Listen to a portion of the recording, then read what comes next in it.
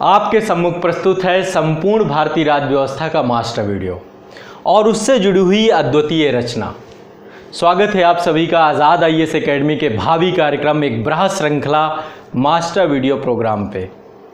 मेरे द्वारा लगातार आप सभी को भारत के विभिन्न परीक्षाओं को ध्यान में रखते हुए, उनके पाठ्यक्रमों को ध्यान में रखते हुए समग्रता के साथ, निरंतरता के साथ मास्टर वीडियो की एक बृहद श्रृंखला प्रेषित की जा रही है और निश्चित तौर पे आप सभी इससे लाभान्वित हो रहे हैं। आप लोगों का ज्ञानवर्धन भी हो रहा है और परीक्षाओं में ये मास्टर वीडियो आपके आत्मविश्वास में वृद्धि के साथ साथ आपके विभिन्न परीक्षाओं में सफलता के लिए महत्वपूर्ण कारक बन रहे हैं। परीक्षा से पहले आप लोगों को हमेशा रिवीजन की जो एक समस्या थी उसका समाधान मास्टर वीडियो ने कर दिया। मेरे द्वारा इससे पहले भारतीय राज्य व्यवस्था के साथ साथ भारतीय अर्थव्यवस्था, भारत का इतिहास जिसके अंतर्गत प्राचीन भारत का इतिहास, मध्यकालीन भारत का इतिहास, आधुनिक भारत का इतिहास, भारत का भूगोल जिसमें भारत का भूगोल और विश्व का भूगोल, इसके साथ जनसंख्या, विज्ञान, पर्यावरण, इसके अलावा राष्ट्रीय और अंतर्राष्ट्रीय घटनाक्रम से जुड़े हुए मास्टर वीडियो की सीरीज निरंतरता से आपके साथ प्रेषित है और मेरा प्रयास है कि मैं आने वाले समय में सभी विषयों को इसी तरह आसान कर दूंगा। तो निश्चित तौर पे आप सभी इससे लाभान्वित हो रहे हैं, ये मेरे लिए सबसे प्रसन्नता की बात है। अब जो है ये है आपका भारतीय राज्य व्यवस्था का तीसरा अध्याय, तीसरा एपिसोड। इससे पहले 2 पार्ट आ चुके हैं और निश्चित तौर पे आप सभी ने देखा होगा और भारतीय राज्य व्यवस्था में आपकी समझ बहुत आसान हो गई होगी। मैं हमेशा कहता हूं कि प्रत्येक नागरिक को, अपने देश में रहने वाले प्रत्येक नागरिक को अपने अधिकारों और कर्तव्यों के बारे में जानकारी होनी चाहिए और अधिकारों और कर्तव्यों का जो दस्तावेज है वो हमारा देश का संविधान है, हमारे देश का मौलिक दस्तावेज है और इस मौलिक दस्तावेज के बारे में यदि आपको जानकारी नहीं है तो आप देश के प्रशासन, शासन और लोकतंत्र की अवधारणा में शायद बहुत पीछे छूट जाएं। मेरा प्रयास ये है कि भारतीय राज्य व्यवस्था के इस पूरी मास्टर वीडियो की सीरीज में मैं आप सभी को भारत के संविधान की एक आसान समझ विकसित कर सकूं। यदि आपने अभी तक उन दोनों एपिसोड को नहीं देखा भारतीय राज्य व्यवस्था के, तो आप लोग मास्टर वीडियो के प्लेलिस्ट में जाइए और जा करके पहले दोनों मास्टर वीडियो को अच्छे से देख लीजिए और इसे समग्रता से देखिए। लगातार आसानी के साथ आप चीज़ों को इस तरीके से समझेंगे कि जैसे आपको ये विषय कभी ऐसा था ही नहीं कि किसी तरीके से कठिन और ऐसा लगे आपको। तो मेरा प्रयास यही है कि आपको चीज़ें बहुत आसान भाषा में आप लोगों के सामने समग्रता से प्रस्तुत कर सकूं। अब आपके सामने एक अद्वितीय रचना दिख रही है। आज के मास्टर वीडियो के एपिसोड में क्या होगा, इससे पहले कहाँ तक हुआ था, इन सभी के बारे में चर्चा करूँगा। यहाँ पर क्या क्या चीज़ें मैंने लिखी हैं जो कि आपको दिख नहीं रही हैं, यही इसकी विशेषता है। इस मास्टर वीडियो में एक परिश्रम है, एक अथक परिश्रम है जो आपको दिख रहा होगा। इस बोर्ड में एक पुस्तक है, भारत के संविधान की जुड़ी हुई पुस्तक। तो मास्टर वीडियो प्रोग्राम में इससे पहले जो भारतीय राज्य व्यवस्था का आपने मास्टर वीडियो देखा उसमें मैंने अनुच्छेद 151 तक करवा दिया था। नियंत्रक और महालेखा परीक्षक, यहाँ तक मैंने आपको करवा दिया था बहुत बढ़िया से और आप लोगों को इतने अनुच्छेद बहुत आसानी से समझ में आ गए होंगे। आपको बहुत आसानी से एक एक विषय वस्तु आपके दिमाग में बैठ गई होगी। निश्चित तौर पे यदि नहीं बैठी तो 1 से 2 बार उसे और देख लीजिएगा, आपको अनुच्छेद रट जाएंगे। आज जो है अनुच्छेद 152 से लेके अनुच्छेद 217 तक हम लोग देखेंगे और भारतीय संविधान की विषय वस्तु को आसान बना देंगे। तो मेरा आप सभी से आग्रह है कि आप सभी भारतीय राज्य व्यवस्था की सीरीज को भारत के सभी नागरिकों तक अवश्य पहुंचाइएगा ताकि सबकी भारतीय राज्य व्यवस्था और संविधान में एक बहुत ही मजबूत पकड़ बन सके। तो चलिए प्रारंभ करता हूं मैं आप सभी को भारतीय राज्य व्यवस्था की विषय वस्तु आसान बनाने के लिए इस पूरे के पूरे पाठ्यक्रम को शुरू करते हैं। देखिए, ये पूरा का पूरा जो आप देख रहे हैं ये रचना आपको दिख नहीं रही, लेकिन आपको परेशान होने की जरूरत नहीं है। आपको मुझे सुनना है। मेरा टीचिंग स्किल होगा जो आपके ध्यान को आकृष्ट कर देगा और एक एक विषय, ये पूरा का पूरा बोर्ड मैं आपके दिमाग में छाप दूंगा, बैठा दूंगा। आपको इसके लिए तनाव लेने की बिल्कुल जरूरत नहीं है। आप मुझे सुनिए बस। आप यदि मुझे सुनेंगे गंभीरता के साथ तो आपको सारी चीज़ें बहुत आसानी से, बहुत कम समय में आपके दिमाग तक पहुंच जाएगी। ठीक है, तो चलिए प्रारंभ करते हैं। सबसे पहले मैं आप लोगों से एक चर्चा ये कर लेता हूं कि आज हम पढ़ेंगे क्या, पूरे के पूरे सेशन में क्या करना है। इससे पहले जो हमने किया था वो अनुच्छेद 151 तक किया था, नियंत्रक और महालेखा परीक्षक। और इससे पहले संघ और उससे जुड़े हुए कार्यपालिका, विधायिका और न्यायपालिका, उससे जुड़े हुए विषय वस्तु। चूंकि आपको पता है कि भारतीय राज्य व्यवस्था और भारत का संविधान भारत को संघीय स्वरूप प्रदान करता है। संविधान का भाग 1 अनुच्छेद 1 से लेकर 4 या फिर अनुसूची 1, अनुसूची 4, अनुसूची 7 भारत के संघीय ढांचे को विकसित करता है। आज मैं अनुसूचियां भी आप लोगों को बताऊंगा, 12 की 12 अनुसूचियां भी आज हम लोग यहां पर इस सेशन में डिस्कस करेंगे। तो जो संघीय ढांचा है उसमें जो 2 यूनिट हैं, पहली यूनिट है केंद्र, जो एक धुरी का काम करती है, जो एक सशक्त केंद्र बिंदु का काम करती है, और उससे जुड़ी हुई इसकी विभिन्न इकाइयां राज्य सरकारें, है ना। भारत में 28 राज्य हैं और 8 केंद्र शासित प्रदेश हैं, है ना। 28 राज्य हैं और 8 केंद्र शासित प्रदेश हैं। इन सभी के राज्य व्यवस्था और संविधान में क्या क्या उपबंध किए गए हैं, कैसे यहाँ का शासन प्रशासन चलता है। संघ के लिए भाग 5 बनाया गया है, संविधान का भाग 5, है ना, अनुच्छेद 52 से लेकर अनुच्छेद 151 तक। और वहीं अब आगे हमारी चर्चा होगी अनुच्छेद 152 से लेकर के आगे की, जो कि राज्य की पूरी विधायिका, कार्यपालिका और न्यायपालिका की विषय वस्तु से जुड़ा हुआ है। तो भारत एक संघीय प्रणाली वाला देश है, जहाँ पर केंद्र संघ है, संघ सरकार है, केंद्र सरकार है।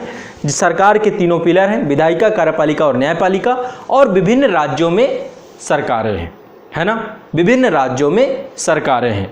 ये सरकारें आपकी हर राज्य में कार्यपालिका, विधायिका और न्यायपालिका अलग अलग तर्ज पे चल रही हैं, ठीक है। तो चलिए आगे डिस्कस करते हैं, आगे हम लोग चर्चा करते हैं। तो भारतीय संविधान का भाग 6 राज्य और अध्याय 1, अध्याय 1 में अनुच्छेद 152 परिभाषा है। देखिए मैं एक एक अनुच्छेद के बारे में चर्चा करूंगा और विस्तृत चर्चा करूंगा, ठीक है। इससे पहले के अनुच्छेदों को मैंने बहुत विस्तृत चर्चा की है और एक एक अनुच्छेद को समझाने का प्रयास किया है। यदि आप पूरा देख लेंगे तो आपको बेयर एक्ट की भी जरूरत नहीं पड़ेगी, आसानी से आप पूरा का पूरा संविधान समझ जाएंगे एक एक आर्टिकल को, और रटते चले जाएंगे। हर आर्टिकल में क्या है पूरा समरी करके दूंगा, आप लोगों को समझा के दूंगा, ठीक है। इसलिए मुझे ध्यान से सुनना है, गौर से सुनना है। आने वाले 2 घंटे आप मुझे दे दीजिए, ठीक है। और मैं निश्चित तौर पे आपको बता रहा हूं वो कॉन्फिडेंस दूंगा जो आपको पढ़ने में 2 साल, 3 साल, 4 साल का समय भी लग जाता है, लेकिन आप नहीं कर पाते हैं। 2 घंटे में मैं आपके पूरे दिमाग को अपनी तरफ आकर्षित करूंगा और एक एक आर्टिकल आपके दिमाग में दूंगा। तो भारतीय संविधान का भाग 6, इसमें राज्य सरकारों के उपबंध है कि राज्य में कैसे प्रशासन चलेगा, क्या वहाँ की शासन व्यवस्था की संरचना होगी, वहाँ पे कार्यपालिका का स्वरूप क्या होगा, विधायिका का स्वरूप क्या होगा और वहाँ की न्यायपालिका का स्वरूप क्या होगा। तो ध्यान से एक एक चीज़ को समझते जाइएगा। सबसे पहले भाग 6 में अनुच्छेद 152, अनुच्छेद 152 में परिभाषा दी गई है और ये कहा गया था, पहले की बात कर रहा हूँ, अब नहीं है। अनुच्छेद 152 में कहा गया था कि राज्य के अंतर्गत जम्मू कश्मीर राज्य नहीं है, ये लिखा हुआ था, लेकिन अब ये चीज खत्म हो चुकी है, चूंकि जम्मू कश्मीर एक केंद्र शासित प्रदेश बन चुका है, ठीक है। केंद्र शासित प्रदेश जिसमें संघ सरकार के द्वारा वहां से राष्ट्रपति के प्रतिनिधि के तौर पे उप गवर्नर कहीं पर बैठता है, कहीं पे प्रशासक बैठता है ना, कहीं पर आयुक्त बैठता है, तो अलग अलग हर जगह व्यवस्था है। तो जम्मू कश्मीर में चूंकि विधानसभा भी है ना, जो केंद्र शासित प्रदेश के तौर पे उसको सृजित किया गया है, नवगठित किया गया है, अनुच्छेद 370 और अनुच्छेद 35A को समाप्त किया गया है।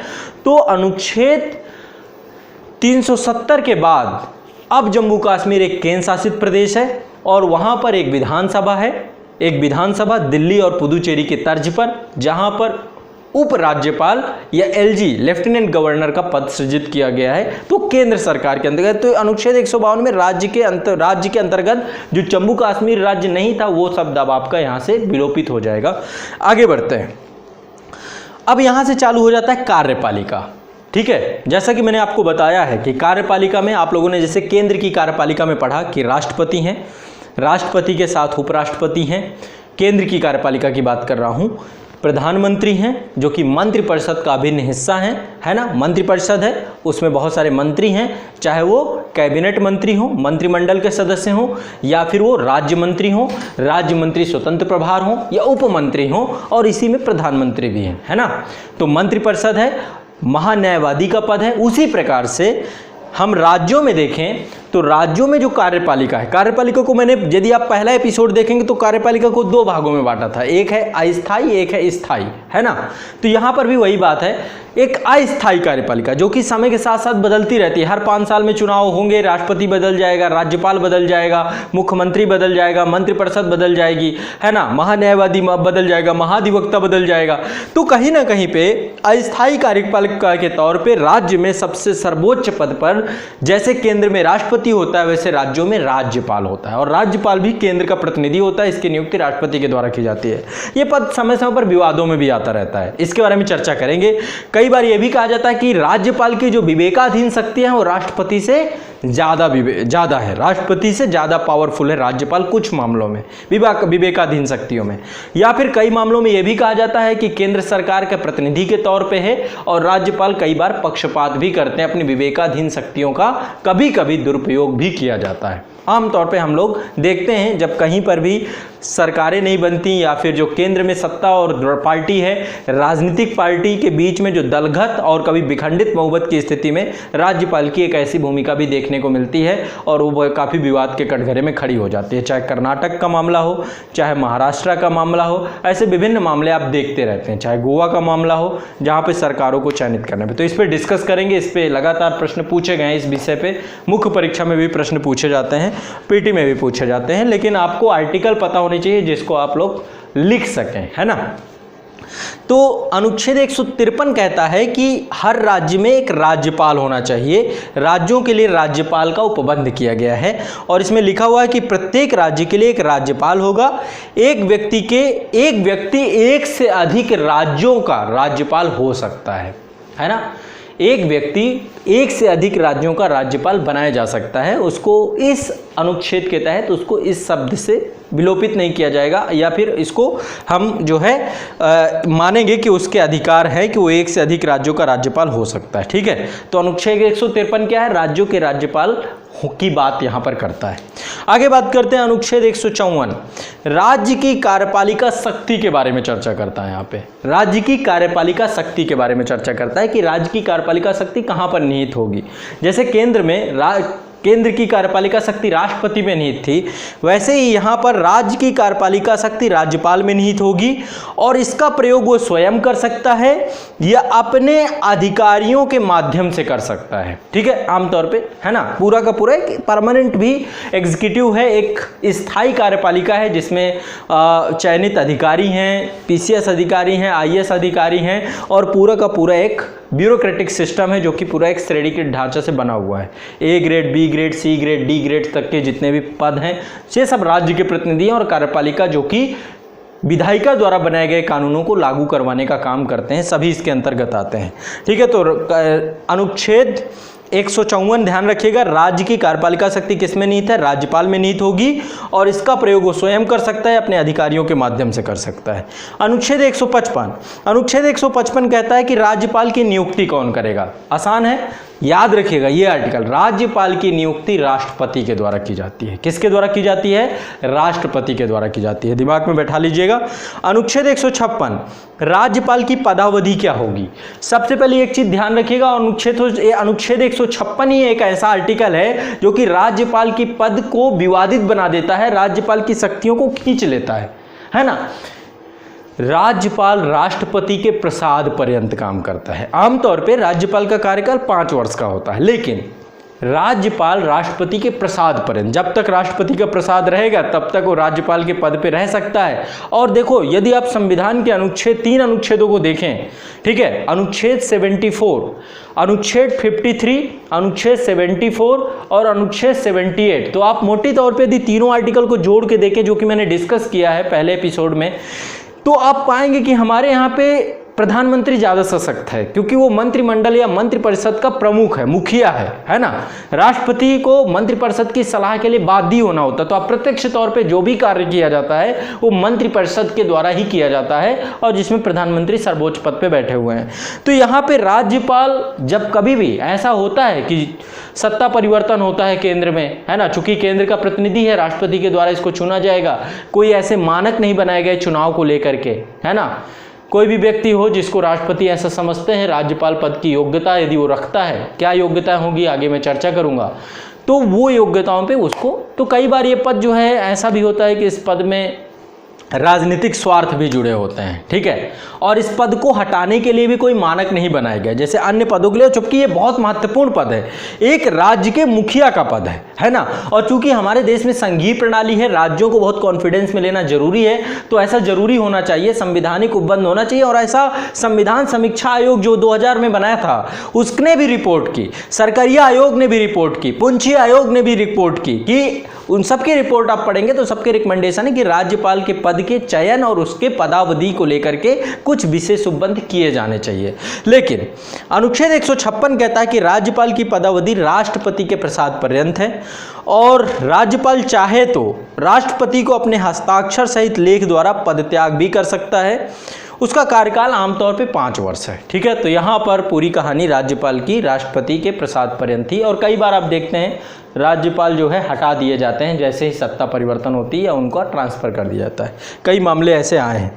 अनुच्छेद 157 राज्यपाल को नियुक्त होने के लिए अर्हताएं क्या है। अनुच्छेद 157 क्या है, अनुच्छेद 156 दिमाग में बैठा लीजिएगा। अनुच्छेद 156 है राज्यपाल की पदावधि, अनुच्छेद 157 है राज्यपाल के नियुक्त होने के लिए अर्हताएं। सबसे पहला भारत का नागरिक होना चाहिए, ये तो तय है, ये तो कहीं पर भी तय है, विदेशी कोई ऐसे संवैधानिक पदों पे नहीं बैठ सकता है। भारत का नागरिक होना चाहिए, 35 वर्ष की आयु होनी चाहिए उसकी, बस ये 2 बड़ी अर्हताएं हैं जो उसके पास होनी चाहिए, है ना। और भी पागल दिवालिया ये सब चीज़ें तो आप समझते ही हैं, ठीक है, आमतौर पे। अनुच्छेद 158 राज्यपाल के पद के लिए शर्तें क्या हैं, क्या शर्तें हैं। पहली शर्त है संसद या विधानमंडल का सदस्य नहीं होना चाहिए, ठीक। यदि कोई व्यक्ति संसद या विधानमंडल का सदस्य है, राज्यपाल के लिए चुन लिया जाता है, तो ऐसा माना जाएगा कि चुनने की अवधि के बाद वो अपने उन पदों को रिक्त कर देता है। यदि नहीं रिक्त करता तो राज्यपाल का पद भी, तो राज्यपाल पद की जो भी बनेगा वो संसद या विधानमंडल का सदस्य नहीं होना चाहिए। लाभ का पद धारण नहीं करना चाहिए और ये चीज़ स्पष्ट किया गया है कि लाभ का पद कौन सा नहीं होगा, संघ और राज्य के मंत्री का पद लाभ का पद नहीं माना जाता है, तो लाभ के पद में नहीं होना चाहिए वो। इसके अलावा राजभवन के उपयोग का हकदार होगा। जैसे केंद्र सरकार में राष्ट्रपति के लिए पूरा राष्ट्रपति भवन दिल्ली में है, वैसे हर जितने भी राज्य हैं सभी की राजधानियों में राजभवन होता है जहां पे राज्यपाल निवास करते हैं, ठीक है। वेतन भत्ते और उपलब्धियां संसद द्वारा समय समय पर विधि बनाकर उसको, है ना, विनियमित किया जाएगा। यदि नहीं किया जाता, जब तक विधि नहीं बनेगी तब तक दूसरी अनुसूची जिसमें राज्य की संचित निधि से जुड़ा हुआ है वहां पर जो है राज्यपाल का वेतन जो है क्या होगा, भारित होगा, ठीक है। 2 से यदि कोई व्यक्ति 2 राज्यों का राज्यपाल नियुक्त होता है या किसी को अतिरिक्त प्रभार मिलता है किसी राज्य का, तो राष्ट्रपति के द्वारा ऐसी जो वेतन भत्ते उपलब्धियां होंगी उसको दोनों राज्यों की संचित निधि के एक अनुपात में बना दिया जाएगा, एक अनुपात, एक रेशियो क्रिएट कर दिया जाएगा ताकि उसका जो है वेतन वहां से आए। तो यदि 2 राज्यों का राज्यपाल है तो पैसा जो है दोनों राज्य देंगे और वो रेशियो कौन बनाएगा, वो अनुपात कौन बनाएगा, राष्ट्रपति महोदय बनाएंगे। तो अनुच्छेद 158 में ध्यान रखना इन चीजों को, ठीक है। आगे बढ़ते हैं। अनुच्छेद 159 में राज्यपाल द्वारा शपथ एवं प्रतिज्ञान की चर्चा की गई है। राज्यपाल द्वारा शपथ एवं प्रतिज्ञान की चर्चा की गई है कि राज्यपाल को शपथ कौन दिलाएगा या प्रतिज्ञान कौन दिलाएगा, तो उच्च न्यायालय हाई कोर्ट के मुख्य न्यायमूर्ति द्वारा शपथ दिलाई जाएगी। इसकी चर्चा यहाँ पर की गई है, ठीक है। और शपथ जो है राज्यपाल की शपथ, ध्यान रखिएगा, अनुच्छेद 159 में ही है। अनुच्छेद 159 में ही राज्यपाल की शपथ लिखी हुई है कि राज्यपाल को क्या शपथ लेनी है।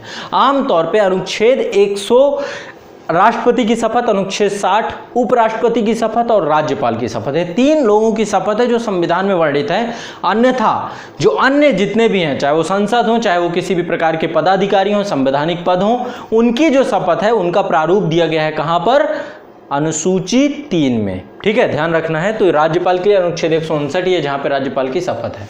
अनुच्छेद 160 कुछ आकस्मिकताओं में राज्यपाल के कृत्यों का निर्वहन।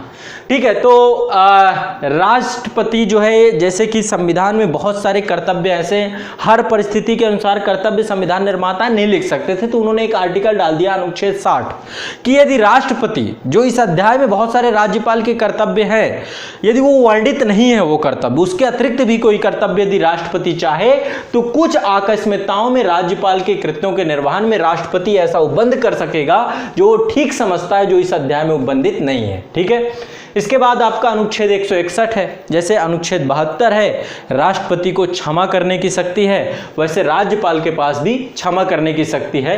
क्षमा आदि के कुछ मामलों में दंडादेश, अब यहाँ पे कुछ शब्द है, निलंबन, परिहार, लघुकरण की राज्यपाल की शक्ति। लेकिन एक चीज ध्यान रखिएगा, राज्यपाल मृत्युदंड को क्षमा नहीं कर सकता है। ये काम कौन कर सकता है? सिर्फ और सिर्फ राष्ट्रपति कर सकता है। लघुकरण, अवधि कम कर सकता है, किसी कठोर कारावास या कठोर सजा को आसान बना सकता है ना। तो परिहार कर सकता है, न्यूनतम कर सकता है। तो निलंबन, परिहार, लघुकरण और मृत्युदंड की सजा को कम कर सकता है, उसको चेंज करके आजीवन कारावास में पलट सकता है, लेकिन पूरी तरीके से क्षमा नहीं कर सकता। ये काम सिर्फ और सिर्फ राष्ट्रपति करेंगे अनुच्छेद 72 के तहत। तो इसे भी ध्यान रखना। अनुच्छेद 61 क्या है? क्षमा आदि कुछ मामलों में दंडादेश, निलंबन, परिहार, लघुकरण की राज्यपाल की शक्ति है। अनुच्छेद 162 राज्य की कार्यपालिका शक्ति का विस्तार। राज्य की कार्यपालिका शक्ति का विस्तार कितना होगा? जैसे अनुच्छेद 73 में लिखा हुआ है ना, संघ की कार्यपालिका शक्ति का विस्तार। अनुच्छेद 162 में लिखा हुआ है राज्य की कार्यपालिका शक्ति। आसान है। अनुसूची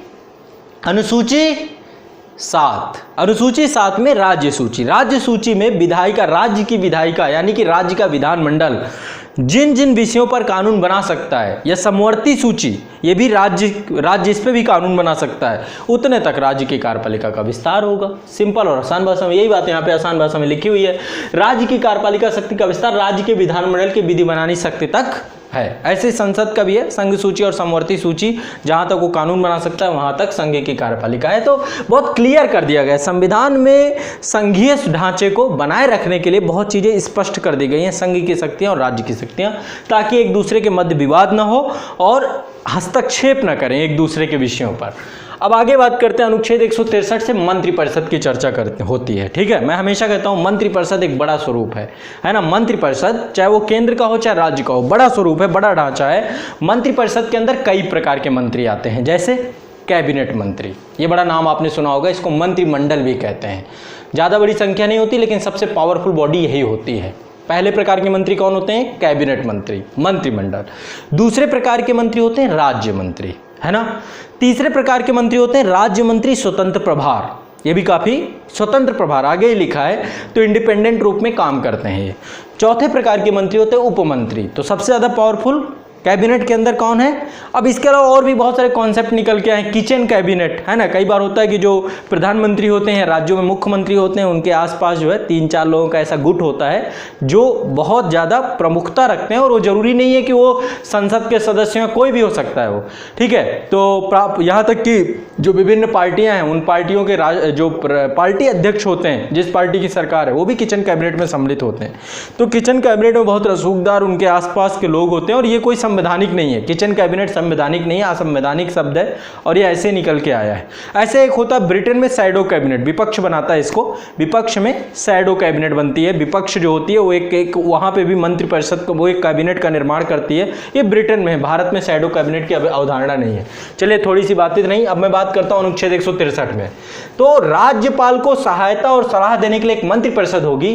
ठीक है, राज्यपाल विवेकाधीन शक्तियों को छोड़कर मंत्रिपरिषद के सलाह पर ही कार्य करेगा, इस विषय को ध्यान रखिएगा। ठीक है, पहली बात ये। आगे बढ़ते हैं। ठीक है, राज्यपाल के पास बहुत सारी विवेकाधीन शक्तियां हैं, बहुत सारी, जो राष्ट्रपति के पास नहीं है। जैसे विधानमंडल के द्वारा बहुत सारे कानून पारित किए जाएंगे, तो अभी मैं अनुच्छेद 200 और 201 पढ़ाऊंगा आप लोगों को। राज्यपाल के पास ये शक्ति है कि यदि उसे लगता है कि कोई भी कानून राष्ट्रपति के लिए आरक्षित रखना चाहिए तो आरक्षित रख सकता है। ठीक है, अनुच्छेद 200 के तहत, अनुच्छेद 201 के तहत राष्ट्रपति उस पर कार्रवाई देगा। यदि वो चाहे तो मंत्रिपरिषद के बहुत सारे निर्णयों का वीटो कर सकता है। ठीक है, विभिन्न परिस्थितियों में, तो उनके बारे में भी आगे चर्चा होगी, तभी मैं डिस्कस करूंगा। आगे बात करते हैं अनुच्छेद 164 मंत्रियों के बारे में अन्य उपबंध। ठीक है, अनुच्छेद 163 में मंत्रिपरिषद के बारे में बात थी, अनुच्छेद 164 में मंत्रियों के बारे में अनुबंध। पहली बात, मुख्यमंत्री की नियुक्ति राज्यपाल करेगा। वहां पे क्या होता है, प्रधानमंत्री की नियुक्ति राष्ट्रपति करता है केंद्र में, यहां पर मुख्यमंत्री की नियुक्ति राज्यपाल करेगा। अन्य मंत्रियों की नियुक्ति राज्यपाल मुख्यमंत्री की सलाह पर करेगा। तो सबसे पहले हमेशा शपथ दिलवाई जाती है, मुख्यमंत्री की शपथ होती है और फिर मुख्यमंत्री एक सूची सौंपते हैं राज्यपाल को कि इनको ये पद में, ये मंत्री में ये कार्य आवंटन है और इनको जो है तो आमतौर पर राज्यपाल के द्वारा जो कैबिनेट के अन्य मंत्री होते हैं उनको भी शपथ दिलवाई जाती है। ठीक है, तो अन्य मंत्रियों की नियुक्ति राज्यपाल मुख्यमंत्री की सलाह पर करेगा। मंत्री राज्यपाल के प्रसाद पर्यंत अपना पद धारण करेंगे। ठीक है, मंत्रिपरिषद में सीएम सहित यानी कि मुख्यमंत्री सहित मंत्रियों की कुल सदस्य संख्या विधानसभा की कुल संख्या के 15% से अधिक नहीं होगी। दिमाग में बैठा लीजिए, वहां पे लोकसभा था, यहां पे विधानसभा है। केंद्र की विधायिका को संसद नाम देते हैं, राज्य की विधायिका का नाम विधानमंडल है। केंद्र की विधायिका संसद के 2 सदन है, लोकसभा राज्यसभा।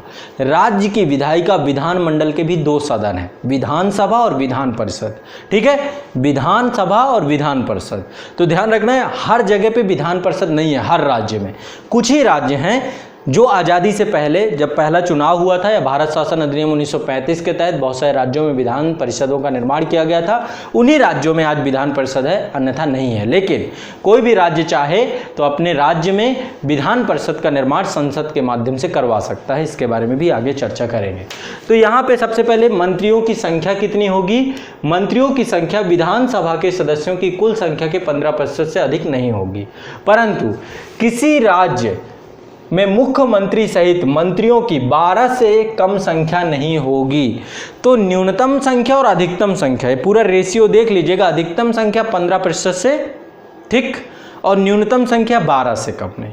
कम से कम 12 मंत्री होने ही होने हैं और उससे ज़्यादा से ज़्यादा 15%। जैसे उत्तर प्रदेश में 404 सीटें हैं, 403 + 1 एंग्लो इंडियन कम्युनिटी को जोड़ दें तो आप उसका 15% निकाल सकते हैं कि इससे ज़्यादा संख्या नहीं होगी। ठीक है, चलिए आगे बढ़ते हैं। ठीक है, लगभग 60 के आसपास सीटें आएंगी जहाँ तक मुझे लगता है। ठीक है, एक बार देख लीजिएगा। आगे बढ़ते हैं। 15% से अधिक नहीं होंगी, ठीक है, और 12 से कम नहीं होंगी। अब यहाँ पर कुछ राज्य ऐसे हैं जिन राज्यों में जनजातियों के लिए मंत्री बनाए की बात अनिवार्य कही गई है। छत्तीसगढ़, झारखंड, मध्य प्रदेश, उड़ीसा राज्यों में जनजातियों के लिए एक कल्याण का भार साधक एक मंत्री होगा। ये पद अनिवार्य है, ये जितने भी राज्य दिए गए। एक बार फिर सुन लीजिए, छत्तीसगढ़, झारखंड, मध्य प्रदेश, उड़ीसा, यहाँ पे जनजातियों का केंद्रण ज़्यादा है। तो इन राज्यों में क्या होगा, एक जनजातियों के कल्याण के लिए एक भार साधक मंत्री जरूर बनाया जाएगा। ठीक है, आगे बात करते हैं। मंत्रिपरिषद विधानसभा के प्रति सामूहिक रूप से उत्तरदायी होती है। हमारे यहाँ पे उत्तरदायित्व तो नियंत्रण का सिद्धांत है, चूंकि भारत में संसदीय शासन प्रणाली है। संसदीय शासन प्रणाली उत्तरदायित्व तो नियंत्रण के सिद्धांत पे काम करती है। जहाँ पे अध्यक्षात्मक शासन प्रणाली होती है जैसे अमेरिका, वहाँ पे शक्ति पृथक्करण का सिद्धांत होता है। तो हमारे यहाँ पे उत्तरदायित्व, किस चीज़ का उत्तरदायित्व? मंत्रिपरिषद का उत्तरदायित्व किसके प्रति? विधानसभा। केंद्र में क्या होता है, मंत्रिपरिषद लोकसभा के प्रति सामूहिक तौर पे और व्यक्तिगत तौर पे एक मंत्री लोकसभा के प्रति उत्तरदायी होता है। वैसे यहाँ पर भी मंत्री और मंत्रिपरिषद विधानसभा के प्रति सामूहिक तौर पे, व्यक्तिगत तौर पे उत्तरदायी होते हैं, ध्यान रखिएगा। ठीक है, तो आगे बढ़ते हैं। राज्यपाल मंत्रियों को शपथ तीसरी अनुसूची के प्रारूप के अनुसार दिलवाते हैं। तो राज्यपाल मंत्रियों को शपथ तीसरी अनुसूची के प्रारूप दिलाते हैं। राज्य विधानमंडल का सदस्य नहीं होने पर मंत्री 6 माह के उपरांत अपना पद त्याग देगा। ठीक है, तो कोई भी व्यक्ति मंत्री बन सकता है लेकिन उसको राज्यसभा की मेंबरशिप, राज्य विधानमंडल की मेंबरशिप लेनी पड़ती है। ऐसा संसद में भी है, केंद्र में भी यदि कोई भी व्यक्ति मंत्री बन सकता है लेकिन उसको 6 माह के अंदर अंदर किसी भी सदन की सदस्यता लेनी पड़ेगी, अन्यथा वो अपने पद से, उसका पद, जैसे महाराष्ट्र में देख सकते हैं अभी जो उद्धव ठाकरे सरकार है वहाँ पर ये संकट गहमा गहमी में है, क्योंकि उद्धव जो हैं वो किसी भी पार्टी, किसी भी विधानसभा से सदस्य हैं। शिवसेना की जो वो किसी भी विधानसभा से भी नहीं है, विधान परिषद से भी नहीं है। तो अब देखते हैं क्या होता है उसके बारे में। तो ऐसा आप देख सकते हैं बहुत सारे, कोई भी मंत्री क्या होगा, 15 वो उसको वहाँ से रखना ही पड़ेगा, नहीं तो वो अपने पद से पदच्युत हो जाएंगे। ध्यान रखना है आपको इसको। मंत्रियों के वेतन भत्ते राज्य विधानमंडल द्वारा समय समय पर विधि द्वारा अवधारित किया जाएगा, ये भी दिमाग में रखना है। इसके बाद करते हैं अनुच्छेद 115 राज्य का महाधिवक्ता, है ना। जैसे वहाँ पे महान्यायवादी अनुच्छेद 76 है ना, वैसे यहाँ पे महाधिवक्ता राज्य का प्रमुख विधि अधिकारी, प्रमुख विधि सलाह अधिकारी। तो इसके बारे में देख लेते हैं। प्रत्येक राज्य का राज्यपाल उच्च न्यायालय के न्यायाधीश नियुक्त होने की अर्हता रखने वाले प्रत्येक व्यक्ति को राज्य का महाधिवक्ता का कर्तव्य सौंपेगा, है ना। और इसका मुख्य काम क्या होता है? मुख्य काम होता है सौंपे गए विधि संबंधी कार्यों पर राज्य को सलाह देना और उनके कर्तव्यों का निर्वहन करना। ये राज्यपाल के प्रसाद पर्यंत होता है। जैसे मंत्री राज्यपाल के प्रसाद पर्यंत होते हैं या फिर राज्यपाल राष्ट्रपति के प्रसाद पर्यंत होते हैं, वैसे ही महाधिवक्ता एडवोकेट जनरल ऑफ स्टेट ये भी क्या होता है आपका? राज्यपाल के प्रसाद पर्यंत होता है। इसको वेतन नहीं मिलता। वैसे महान्यायवादी को वेतन नहीं मिलता, क्या मिलता है? पारिश्रमिक। जितना काम करेगा उतना पैसा मिलेगा। इसको बोलते हैं दिहाड़ी आसान भाषा में। तो पारिश्रमिक मिलता है। सैलरी का उपबंध नहीं किया गया, लेकिन आमतौर पे एक सैलरी फिक्स कर दी जाती है, ऐसा नहीं होता है, ठीक है। और इसीलिए महाधिवक्ता को छूट भी दी गई, वो कहीं और भी काम कर सकता है, साथ साथ रोजी रोटी तो चलानी, सबके पेट लगा हुआ है, बीवी बच्चे हैं, है ना। चलिए आगे बढ़ते हैं। अनुच्छेद 166 सरकारी कार्य का संचालन। तो ये आसान भाषा में इसमें लिखा हुआ है कि राज्य सरकार समस्त कार्यपालिका कार्रवाई राज्यपाल के नाम से माना जाएगा, कि राज्यपाल के नाम से कही हुई मानी जाएंगी। अनुच्छेद 167 राज्यपाल को जानकारी देने आदि के संबंध में मुख्यमंत्री के कर्तव्य। तो जैसा पता है कि मंत्रिपरिषद और राज्यपाल के बीच में मुख्यमंत्री एक मीडिएटर की भूमिका निभाता है। उसका मुख्य कर्तव्य होता है कि राज्यपाल को मंत्रिपरिषद के सभी निर्णयों से अवगत कराए। तो एक सेतु का काम करता है मंत्रिपरिषद और राज्यपाल के बीच में मुख्यमंत्री। तो इसके लिए कहाँ पे है? अनुच्छेद 167 में।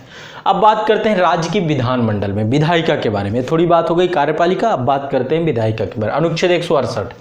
तो अनुच्छेद 168 में राज्यों के विधानमंडल के गठन के बारे में बात की गई है कि राज्यों का विधानमंडल का गठन क्या होगा। मैं बार बार फिर से आपको बता रहा हूं, राज्य की विधायिका का नाम विधानमंडल है, केंद्र की विधायिका का नाम संसद है। तो विधानमंडल का गठन राज्यपाल, और यदि कहीं पर दो सदन है तो दोनों सदन से, विधानसभा और विधान परिषद से। यदि कहीं पर एक सदन है तो एक सदन से, वो विधान परिषद से होगा। तो इससे मिलकर क्या बनेगा? राज्यों का विधानमंडल बनेगा। ध्यान रखना है इसको।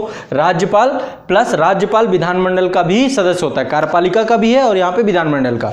तो राज्यपाल विधायिका और कार्यपालिका में एक सेतु का काम करता है, ये ध्यान रखना है।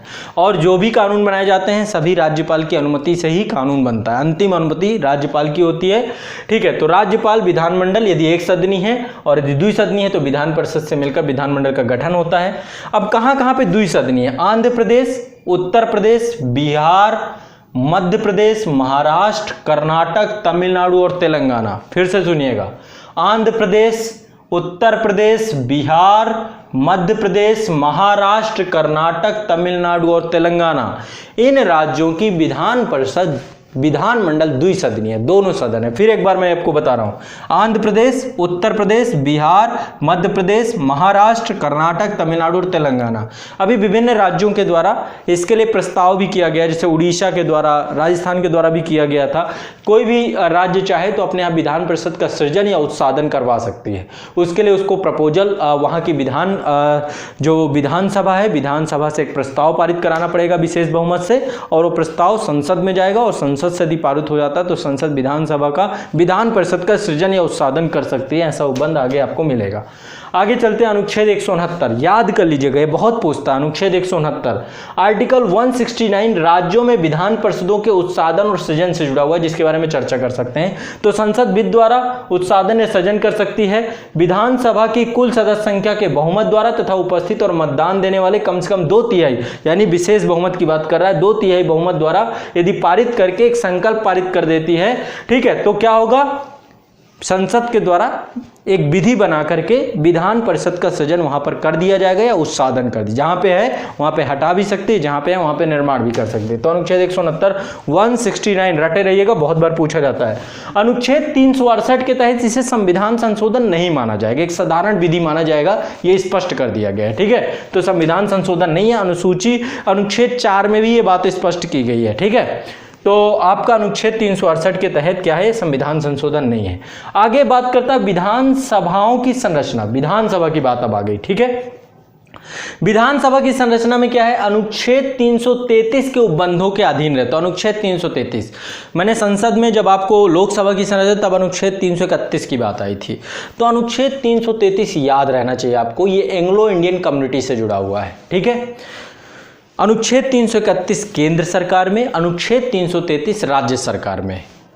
यदि संसद में एंग्लो इंडियन कम्युनिटी के किसी व्यक्ति का प्रतिनिधित्व नहीं है तो राष्ट्रपति अनुच्छेद 331 के तहत केंद्र में 2 एंग्लो इंडियन कम्युनिटी है ना, 2 सीटें रिजर्व की गई हैं लोकसभा में। वैसे ही यहाँ पे राज्यपाल भी अनुच्छेद 170 के तहत विधानसभा में एक अनुच्छेद 333 के उपबंधों के अधीन रहते हुए, जिसके तहत एक एंग्लो इंडियन कम्युनिटी को विधानसभा में, यदि उनका प्रतिनिधित्व नहीं है तो मनोनीत कर सकते हैं, रहते हुए प्रत्येक राज्य की विधानसभा उस राज्य के प्रादेशिक निर्वाचन क्षेत्रों के प्रत्यक्ष निर्वाचन द्वारा चुने गए 500 से अनधिक और 60 से, तो विधानसभा के सदस्यों की अधिकतम संख्या 500 हो सकती है, ऐसा अनुच्छेद 170 में लिखा है, और न्यूनतम संख्या 60 हो सकती है। कहीं कहीं पे अपवाद है, ठीक है, ये भी ध्यान रखिएगा, सिक्किम वगैरह हैं जैसे। तो अनुच्छेद 170 कहता है कि प्रत्यक्ष निर्वाचन के द्वारा चुने गए हुए लोग होंगे। विधान परिषद में ऐसा नहीं होता, विधान परिषद में अनुपातिक प्रतिनिधित्व प्रणाली और वहां पे अप्रत्यक्ष तरीके से चुने जाते हैं। कैसे चुने जाते हैं आगे मैं चर्चा करूंगा। लेकिन अनुच्छेद 170 में जो विधानसभाएं होती हैं वहां पर आम चुनाव होता है, जिसमें आप वोट डालने जाते हो, है ना, जाते हो ना, विधायक का चुनाव होता है ना, वही चुनाव है। तो उसी प्रत्यक्ष पूरे राज्य को निर्वाचन क्षेत्रों में, विधानसभा निर्वाचन क्षेत्रों में बांट दिया जाता है। ये काम होता है परिसीमन आयोग का, ठीक है, निर्वाचन आयोग के द्वारा, राष्ट्रपति के द्वारा पूरा गठित किया जाता है, और राज्य निर्वाचन क्षेत्रों में चुनाव होते हैं, वहां से विधायक खड़े होते हैं, आप लोग चुनते हो, है ना, ये सब आप जानते हो बहुत अच्छे से। तो यहाँ पे बस याद रखने की चीज ये है कि 500 से अधिक सदस्य नहीं होंगे किसी भी विधानसभा में, और 60 से कम नहीं होंगे। प्रत्येक राज्य को प्रादेशिक निर्वाचन क्षेत्र में ऐसी रीति से विभाजित किया जाएगा कि प्रत्येक निर्वाचन क्षेत्र को जनसंख्या के अनुपात पर विभाजित किया गया है, ध्यान रखना। अनुच्छेद 170। अनुच्छेद 171 विधान परिषद की संरचना क्या होगी, ये हो गई विधानसभा की संरचना, ठीक है। अब आगे करते हैं विधान परिषद में कैसे कैसे चुनाव होगा। विधानसभा प्रत्यक्ष, डायरेक्टली आप जो लोग जाते हैं, बटन दबाते हैं, आपको मताधिकार है, वयस्क मताधिकार है, 18 साल से ऊपर है, जाइए वोट दीजिए। 2 बार वोट देते हैं आप लोग, एक बार विधानसभा में, एक बार लोकसभा में, है ना। वैसे ही यहाँ पे, अब वहां पे जैसे राज्यसभा है वैसे यहाँ पे विधान परिषद है। राज्यसभा में वोट डालने तो नहीं जाते हो ना, नहीं जाते हो ना, वैसे ही विधान परिषद में भी वोट डालने नहीं जाते हो। कैसे बनता है, यहाँ पे बहुत सारे निर्वाचक मंडल बनाए जाते हैं, और उन निर्वाचक मंडलों के माध्यम से चुना जाता है विधान परिषद के सदस्यों को। जैसे सबसे पहला निर्वाचक मंडल बनता है विधानसभा के सदस्यों के द्वारा। तो विधानसभा के सदस्यों की कुल 1/3 से अधिक, पहली बात तो इसकी संख्या कितनी होगी, इसकी संख्या होगी विधानसभा के कुल सदस्यों की कुल संख्या का 1/3 से ज्यादा नहीं होगा। जैसे उत्तर प्रदेश में 100 है विधान परिषद की सीटें, ठीक है। अब ज्यादा से ज्यादा, और टोटल ऊपर कितने हैं, 404 है विधानसभा में, तो उसका आपका कितना कह रहा है, 1/3, 1/3। तो आपको 1/3 कर देना है, ठीक है, लगभग 133 से 134 सीटें के आसपास निकल के आएगा, उससे ज्यादा नहीं हो सकती हैं। तो विधान परिषद में सबसे, विधानसभा की कुल सदस्यों की संख्या का 1/3 से अधिक, पहली बात विधान परिषद के सदस्य नहीं होंगे, ये बात दिमाग में बैठा लीजिए। बहुत ज्यादा महत्व नहीं है विधान परिषद का, अभी देखिएगा आप लोग, कुछ नहीं, काम ज्यादा काम होता ही नहीं है यहाँ पे।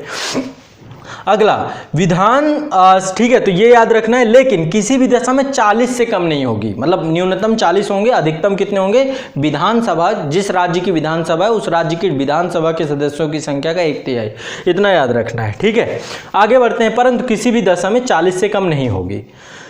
1/3 सदस्य, ये तो 1/3 सदस्य राज्य की नगर पालिका, जिला बोर्ड, स्थानीय प्राधिकारों के सदस्यों से मिलने वाले निर्वाचक मंडलों से चुने जाएंगे। तो 1/3 सदस्य कहां से निकल के आएंगे, जो स्थानीय प्रशासन है वहां का निर्वाचक मंडल बनेगा, उसी निर्वाचक मंडल से चुन के आएंगे 1/3 सदस्य, कहां के, विधान परिषद के।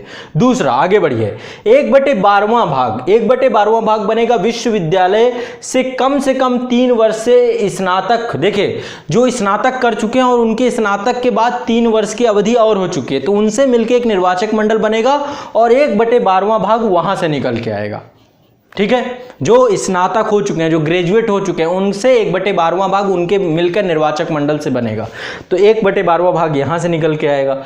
1/12वां भाग माध्यमिक पाठशालाओं में पढ़ाने वाले कम से कम 3 वर्ष से लगे हुए शिक्षकों, जितने भी शिक्षक होंगे, जो सदस्य होंगे, जो माध्यमिक पाठशालाओं में पढ़ा रहे हैं, उनसे बना हुआ निर्वाचक मंडल से 1/12वां भाग बन के आएगा। 1/3 विधानसभाओं से, 1/12 स्थानीय प्रशासन से, 1/3 आपका 1/12 आपका विश्वविद्यालयों से, 1/12 आपका कहां से, माध्यमिक पाठशालाओं से। ठीक है, और 1/3 भाग राज्य की विधानसभाओं के सदस्यों से मिलकर निर्वाचक मंडल पहले बनेगा। उस निर्वाचक मंडल से 1/3 सदस्य निकल के आएंगे। ठीक है, वो निर्वाचक मंडल चुनेगा 1/3 सदस्यों को राज्य विधानसभाओं से बनने वाले निर्वाचक मंडल से। तो आपका एक ये है। इसके बाद आपका अगला है, शेष जितने भी हैं राज्यपाल के द्वारा मनोनीत किए जाएंगे। राज्यपाल के द्वारा मनोनीत करने का आधार क्या है? साहित्य, विज्ञान, कला, समाज सेवा और सहकारी आंदोलन। वहां पर राष्ट्रपति के द्वारा 12 सदस्यों को मनोनीत किया जाता है राज्यसभा में, वो भी साहित्य, कला, विज्ञान, समाज सेवा। यहाँ पे एक और विषय है सहकारी आंदोलन। तो सहकारी आंदोलन को भी एक अर्हता रखा गया है। इन आधारों पे राज्यपाल जो है मनोनीत करते हैं विधानसभा में। तो ये हो गया अनुच्छेद 171 विधान परिषद के सदस्यों की कहाँ से कितने सदस्य निकल के आएंगे, संरचना क्या होगी, कितना होगा। टोटल विधानसभा का 1/3 से ज़्यादा नहीं और न्यूनतम 40। विधानसभा में कितना था? 500 और 60, ये पूरा रेशियो बनाया गया था। आगे बढ़ते हैं, अनुच्छेद 172 राज्यों के विधानमंडलों की अवधि। राज्यों के विधानमंडलों की अवधि कितनी होगी? विधानसभा की अवधि 5 वर्ष होगी और ये विघटित हो सकती है। ठीक है, आपातकाल में एक बार में 1 वर्ष से अधिक ये, ठीक है, एक बार ध्यान से इसे सुनिएगा। राज्यों के विधानमंडलों की अवधि, विधानमंडल 5 वर्ष हो सकता है और विघटित हो सकती है, बीच में कभी भी विघटन हो सकता है इसका। ठीक है, आपातकाल यदि कभी लगेगा, नेशनल इमरजेंसी अनुच्छेद 352 के तहत यदि लगेगी, जिसके तहत हम विधानसभा का कार्यकाल बढ़ा सकते हैं एक बार में 1 वर्ष, फिर आगे चल के रिव्यू हो जाएगा, फिर आगे चल के रिव्यू हो जाएगा। तो 5 वर्ष अवधि होती है। विधान परिषद का कभी विघटन नहीं होता। 6 वर्ष इसमें जो है इसकी अवधि होती है एक सदस्य की, और प्रत्येक 2 वर्ष में 1/3 सदस्य पदच्युत होते रहते हैं, पद त्याग करते रहते हैं। ये भी ध्यान रखना है आपको। ठीक है, तो पद से निवृत्त होते हैं 1/3 सदस्य। इसके बाद अनुच्छेद 173 राज्य के विधानमंडल की सदस्यता के लिए अर्हता क्या है? अनुच्छेद 173 राज्य के विधानमंडल की सदस्यता के लिए अर्हता, जिसमें वो भारत का नागरिक होना चाहिए। पहली बात ये राज्य विधानमंडल में। दूसरा, आयु कितनी होनी चाहिए? विधानसभा का ध्यान रखना है, विधान परिषद की आयु होती है 30 वर्ष और विधान सभा की आयु है 25 वर्ष। तो विधानमंडल की सदस्यता के लिए अर्हता भारत का नागरिक होना चाहिए, विधानसभा की आयु 25 वर्ष होनी चाहिए और विधान परिषद की आयु 30 वर्ष होनी चाहिए। संसद द्वारा बनाई गई अर्हताएं, जो संसद के द्वारा बहुत सारे बनाए गए हैं, लोक प्रतिनिधित्व अधिनियम, उसके तहत जो अर्हता बनाई गई है उनका पालन करना चाहिए। इसके अलावा अगला अनुच्छेद 174, एक अनुच्छेद को ध्यान से सुनते जाना है और दिमाग में बैठाते जाना है। अनुच्छेद 174 राज्य के विधानमंडल के सत्र, सत्रावसान और विघटन के बारे में चर्चा करता है। तो राज्यपाल क्या करेगा? राज्यपाल के द्वारा विधानमंडल का सत्र बुलाया जाएगा, आहूत किया जाएगा, सत्रावसान यानी सत्र समाप्त कर दिया जाएगा, और इसके बाद जो है उसका विघटन भी राज्यपाल के द्वारा किया जाता है। विघटन केवल और केवल विधानसभा का होता है, भी आपको पता है। ठीक है, एक शब्द आता है स्थगन। तो स्थगन होता है जब सत्र चल रहा होता है, तो जो विधानसभा का अध्यक्ष होता है या विधान परिषद का अध्यक्ष होता है, वो 1 घंटे के लिए, 2 घंटे के लिए, 1-2 दिन के लिए या अनिश्चित काल के लिए स्थगित कर सकता है सत्र। ठीक है, तो सत्र बुलाना, सत्र ऐसे बोलते हैं सत्रावसान। ठीक है, सत्रावसान मतलब सत्र खत्म करना, सत्र आहूत करना, सत्रावसान करना या फिर विघटन करना। विघटन में पूरी तरीके से लोकसभा समाप्त हो जाती है, विधानसभा समाप्त हो जाती है, विधानसभा का विघटन हो जाता है, लोकसभा का भी विघटन हो जाता है। ठीक है, बहुत सारे कारण हो सकते हैं, या तो विखंडित बहुमत मिला है या फिर मुख्यमंत्री के द्वारा जो है सलाह के माध्यम से भी हो जाता है। ठीक है, आगे चलते हैं। अनुच्छेद 175 सदन या सदनों में अभिभाषण और उनको संदेश भेजने का राज्यपाल का अधिकार। तो दोनों सदन है, विधानसभा और विधान परिषद। अनुच्छेद 175 के तहत राज्यपाल को अधिकार होता है कि वो आपको संदेश भेज सके, अभिभाषण कर सके। अनुच्छेद 176 राज्यपाल का विशेष अभिभाषण। ठीक है, आमतौर पे जब विधानसभा का चुनाव होता है, तो चुनाव के बाद जब पहली नई नवेली विधानसभा बैठती है, तो नई नवेली विधानसभा में राज्यपाल का पहला अभिभाषण होता है। पहला तो ये। दूसरा, हर साल पहला सत्र में भी राज्यपाल का विशेष अभिभाषण होता है। इन दोनों को याद रखना है आपको। तो राज्यपाल के 2 विशेष अभिभाषण बिल्कुल दिमाग में बैठा लीजिएगा। पहला क्या है, पहला अभिभाषण क्या है आपका, अनुच्छेद 100 जो आपका जो है पहला है आपका विधानसभा चुनाव के पश्चात प्रथम सत्र जो होगा उसमें विशेष अभिभाषण होगा, और इसके बाद जो है आपका प्रत्येक वर्ष के प्रथम सत्र के आरंभ में 2 बार जो है आपका राज्य, और इसका जो है इस पे भी धन्यवाद प्रस्ताव भी आता है, चर्चा भी होती है सदन पे, और एक तरीके से राज्यपाल जो है सरकार की बातों को ही रखता है सदन पटल पे, जो अगले साल उस साल होने वाली हैं, कार्य होने वाले हैं। ठीक है, इसके बाद आगे चलते हैं। अनुच्छेद 177, अनुच्छेद 170 सदनों के बारे में मंत्रियों और महाधिवक्ता के अधिकार। तो एक बार आसानी समझ लीजिए। देखिए, मंत्री विधानसभा से भी हो सकता है, विधान परिषद से भी हो सकता है, लेकिन जो मंत्री दोनों सदनों में भाग ले सकता है, उनकी कार्रवाइयों में भाग ले सकता है। वैसे ही महाधिवक्ता भी सदनों की कार्रवाइयों में भाग ले सकता है। मंत्री जिस सदन का सदस्य होगा केवल मतदान वहीं करेगा, दूसरे अन्य सदन में मतदान नहीं करेगा। महाधिवक्ता किसी भी सदन का सदस्य नहीं होता, वो कहीं भी मतदान नहीं करेगा। इसी प्रकार से जो कमेटी बनाई जाती है, उस कमेटी में यदि मंत्री को सदस्यता रखी गई है या मंत्री का जुड़ाव उस कमेटी से, तो उस कमेटी में महाधिवक्ता और मंत्री ये जो है सहभागिता कर सकते हैं। लेकिन जिस कमेटी का सदस्य होंगे वहां पर मतदान करेंगे बहुमत द्वारा, क्योंकि निर्णय लिए जाते हैं, और जिस कमेटी का सदस्य नहीं होंगे वहां पर बस भाग ले सकते हैं। तो ये पूरा का पूरा अनुच्छेद 177 में कहा गया है कि सदनों में के बारे में मंत्री और महाधिवक्ता के अधिकार। ठीक है, तो विधानमंडल के किसी भी सदन की कार्रवाई में भाग लेने का अधिकार है, समितियों में भाग लेने का अधिकार है यदि उसमें सदस्य हो, मत देने का अधिकार नहीं है। मत देने का अधिकार जिस सदन से जुड़े हुए हैं केवल उसी सदन में माना जाएगा। ठीक है, चलिए आगे बढ़ते हैं। राज्य विधानमंडल के अधिकारी। ठीक है, अधिकारी के अंतर्गत वही विधानसभा अध्यक्ष, विधानसभा उपाध्यक्ष, विधान परिषद अध्यक्ष, विधान परिषद उपाध्यक्ष। ठीक है, तो अनुच्छेद 178 है। अनुच्छेद 178 है विधानसभा के अध्यक्ष और उपाध्यक्ष। तो विधानसभा के सदस्यों के द्वारा इनको निर्वाचित किया जाता है। जब विधानसभा चुन के आती है तो आमतौर पे सदन के सदस्यों के द्वारा ही, पहले तो राज्यपाल के द्वारा एक प्रोटेम स्पीकर बनाए जाते हैं। प्रोटेम स्पीकर का काम क्या होता है, सदन के सदस्यों को क्या करवाना, उनको सभी को शपथ दिलवाना। ठीक है, और इसके बाद फिर सदन के सदस्यों के द्वारा ही क्या किया जाता है, अपने जो है अध्यक्ष का चुनाव किया जाता है, उपाध्यक्ष का चुनाव किया जाता है। आमतौर पे सत्ता पक्ष से अध्यक्ष होते हैं और उपाध्यक्ष विपक्ष से होते हैं। आमतौर पे ऐसा कोई है नहीं, नियम नहीं है, लेकिन फिर भी आगे बात करते हैं। अनुच्छेद 179 अध्यक्ष और उपाध्यक्ष के पद का रिक्त होना, पद त्याग और पद से हटाया जाना, इसके बारे में चर्चा की गई है। तो यदि विधानसभा का सदस्य नहीं रहेगा तो कोई भी व्यक्ति अध्यक्ष और उपाध्यक्ष से पद से हट जाएगा, या पद त्याग कर देता है तो भी पद से हट जाएगा। यदि सदस्यों द्वारा बहुमत से हटाने का संकल्प पारित कर दिया जाएगा तो भी हट जाएगा। ठीक है, तीनों तरीकों से हट सकता है। ठीक है, सदस्य नहीं होगा तो, यानी कि विधानसभा का सदस्य, अध्यक्ष और उपाध्यक्ष को विधानसभा की सदस्यता अनिवार्य है, नहीं तो वो अपने पद से हट जाएगा। अगला है अनुच्छेद 180 अध्यक्ष के पद के कर्तव्यों का पालन करने या अध्यक्ष के रूप में कार्य करने के उपाध्यक्ष या अन्य व्यक्तियों की शक्ति।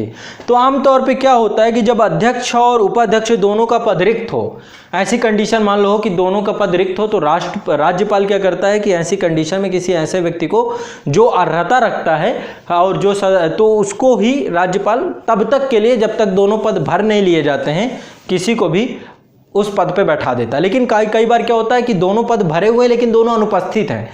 तो जब अनुपस्थित होते हैं तो विधानसभा के द्वारा जो नियम प्रक्रिया है उसके तहत एक लिस्ट बनाई जाती है और विधानसभा के सदस्यों में से ही वही पीठासीन अधिकारी बनते रहते हैं। ठीक है, तो 2 कंडीशन है। पहला है पद रिक्त है, यदि पद रिक्त होगा तो राज्यपाल के द्वारा कोई व्यक्ति वहां पर बैठा दिया जाएगा, मनोनीत कर दिया जाएगा उस समय अवधि तक के लिए, जब तक है ना, एक तरीके से कार्यवाहक अध्यक्ष उपाध्यक्ष। लेकिन यदि वो अनुपस्थित है दोनों, तो विधानसभा के द्वारा जो नियम प्रक्रिया होंगी उन्हीं नियम प्रक्रिया के द्वारा उनको जो है पूरा का काम जो है चलेगा। ठीक है, तो यही है। आगे बढ़ते हैं। आपका अध्यक्ष एवं उपाध्यक्ष की अनुपस्थिति में विधानसभा के नियमों प्रक्रिया द्वारा विधानसभा के सदस्यों को नामित करेगी जो अध्यक्ष के रूप में कार्य करेगा। अगला अनुच्छेद 181। अनुच्छेद 181 जब अध्यक्ष और उपाध्यक्ष को पद से हटाने का कोई संकल्प विचाराधीन है तब उसका पीठासीन ना होना। ठीक, तब उनका पीठासीन नहीं होना। अनुच्छेद 182 विधान परिषद का सभापति और उपसभापति, इसके बारे में चर्चा की गई है। अनुच्छेद 182 क्या है, विधान परिषद का सभापति और उपसभापति।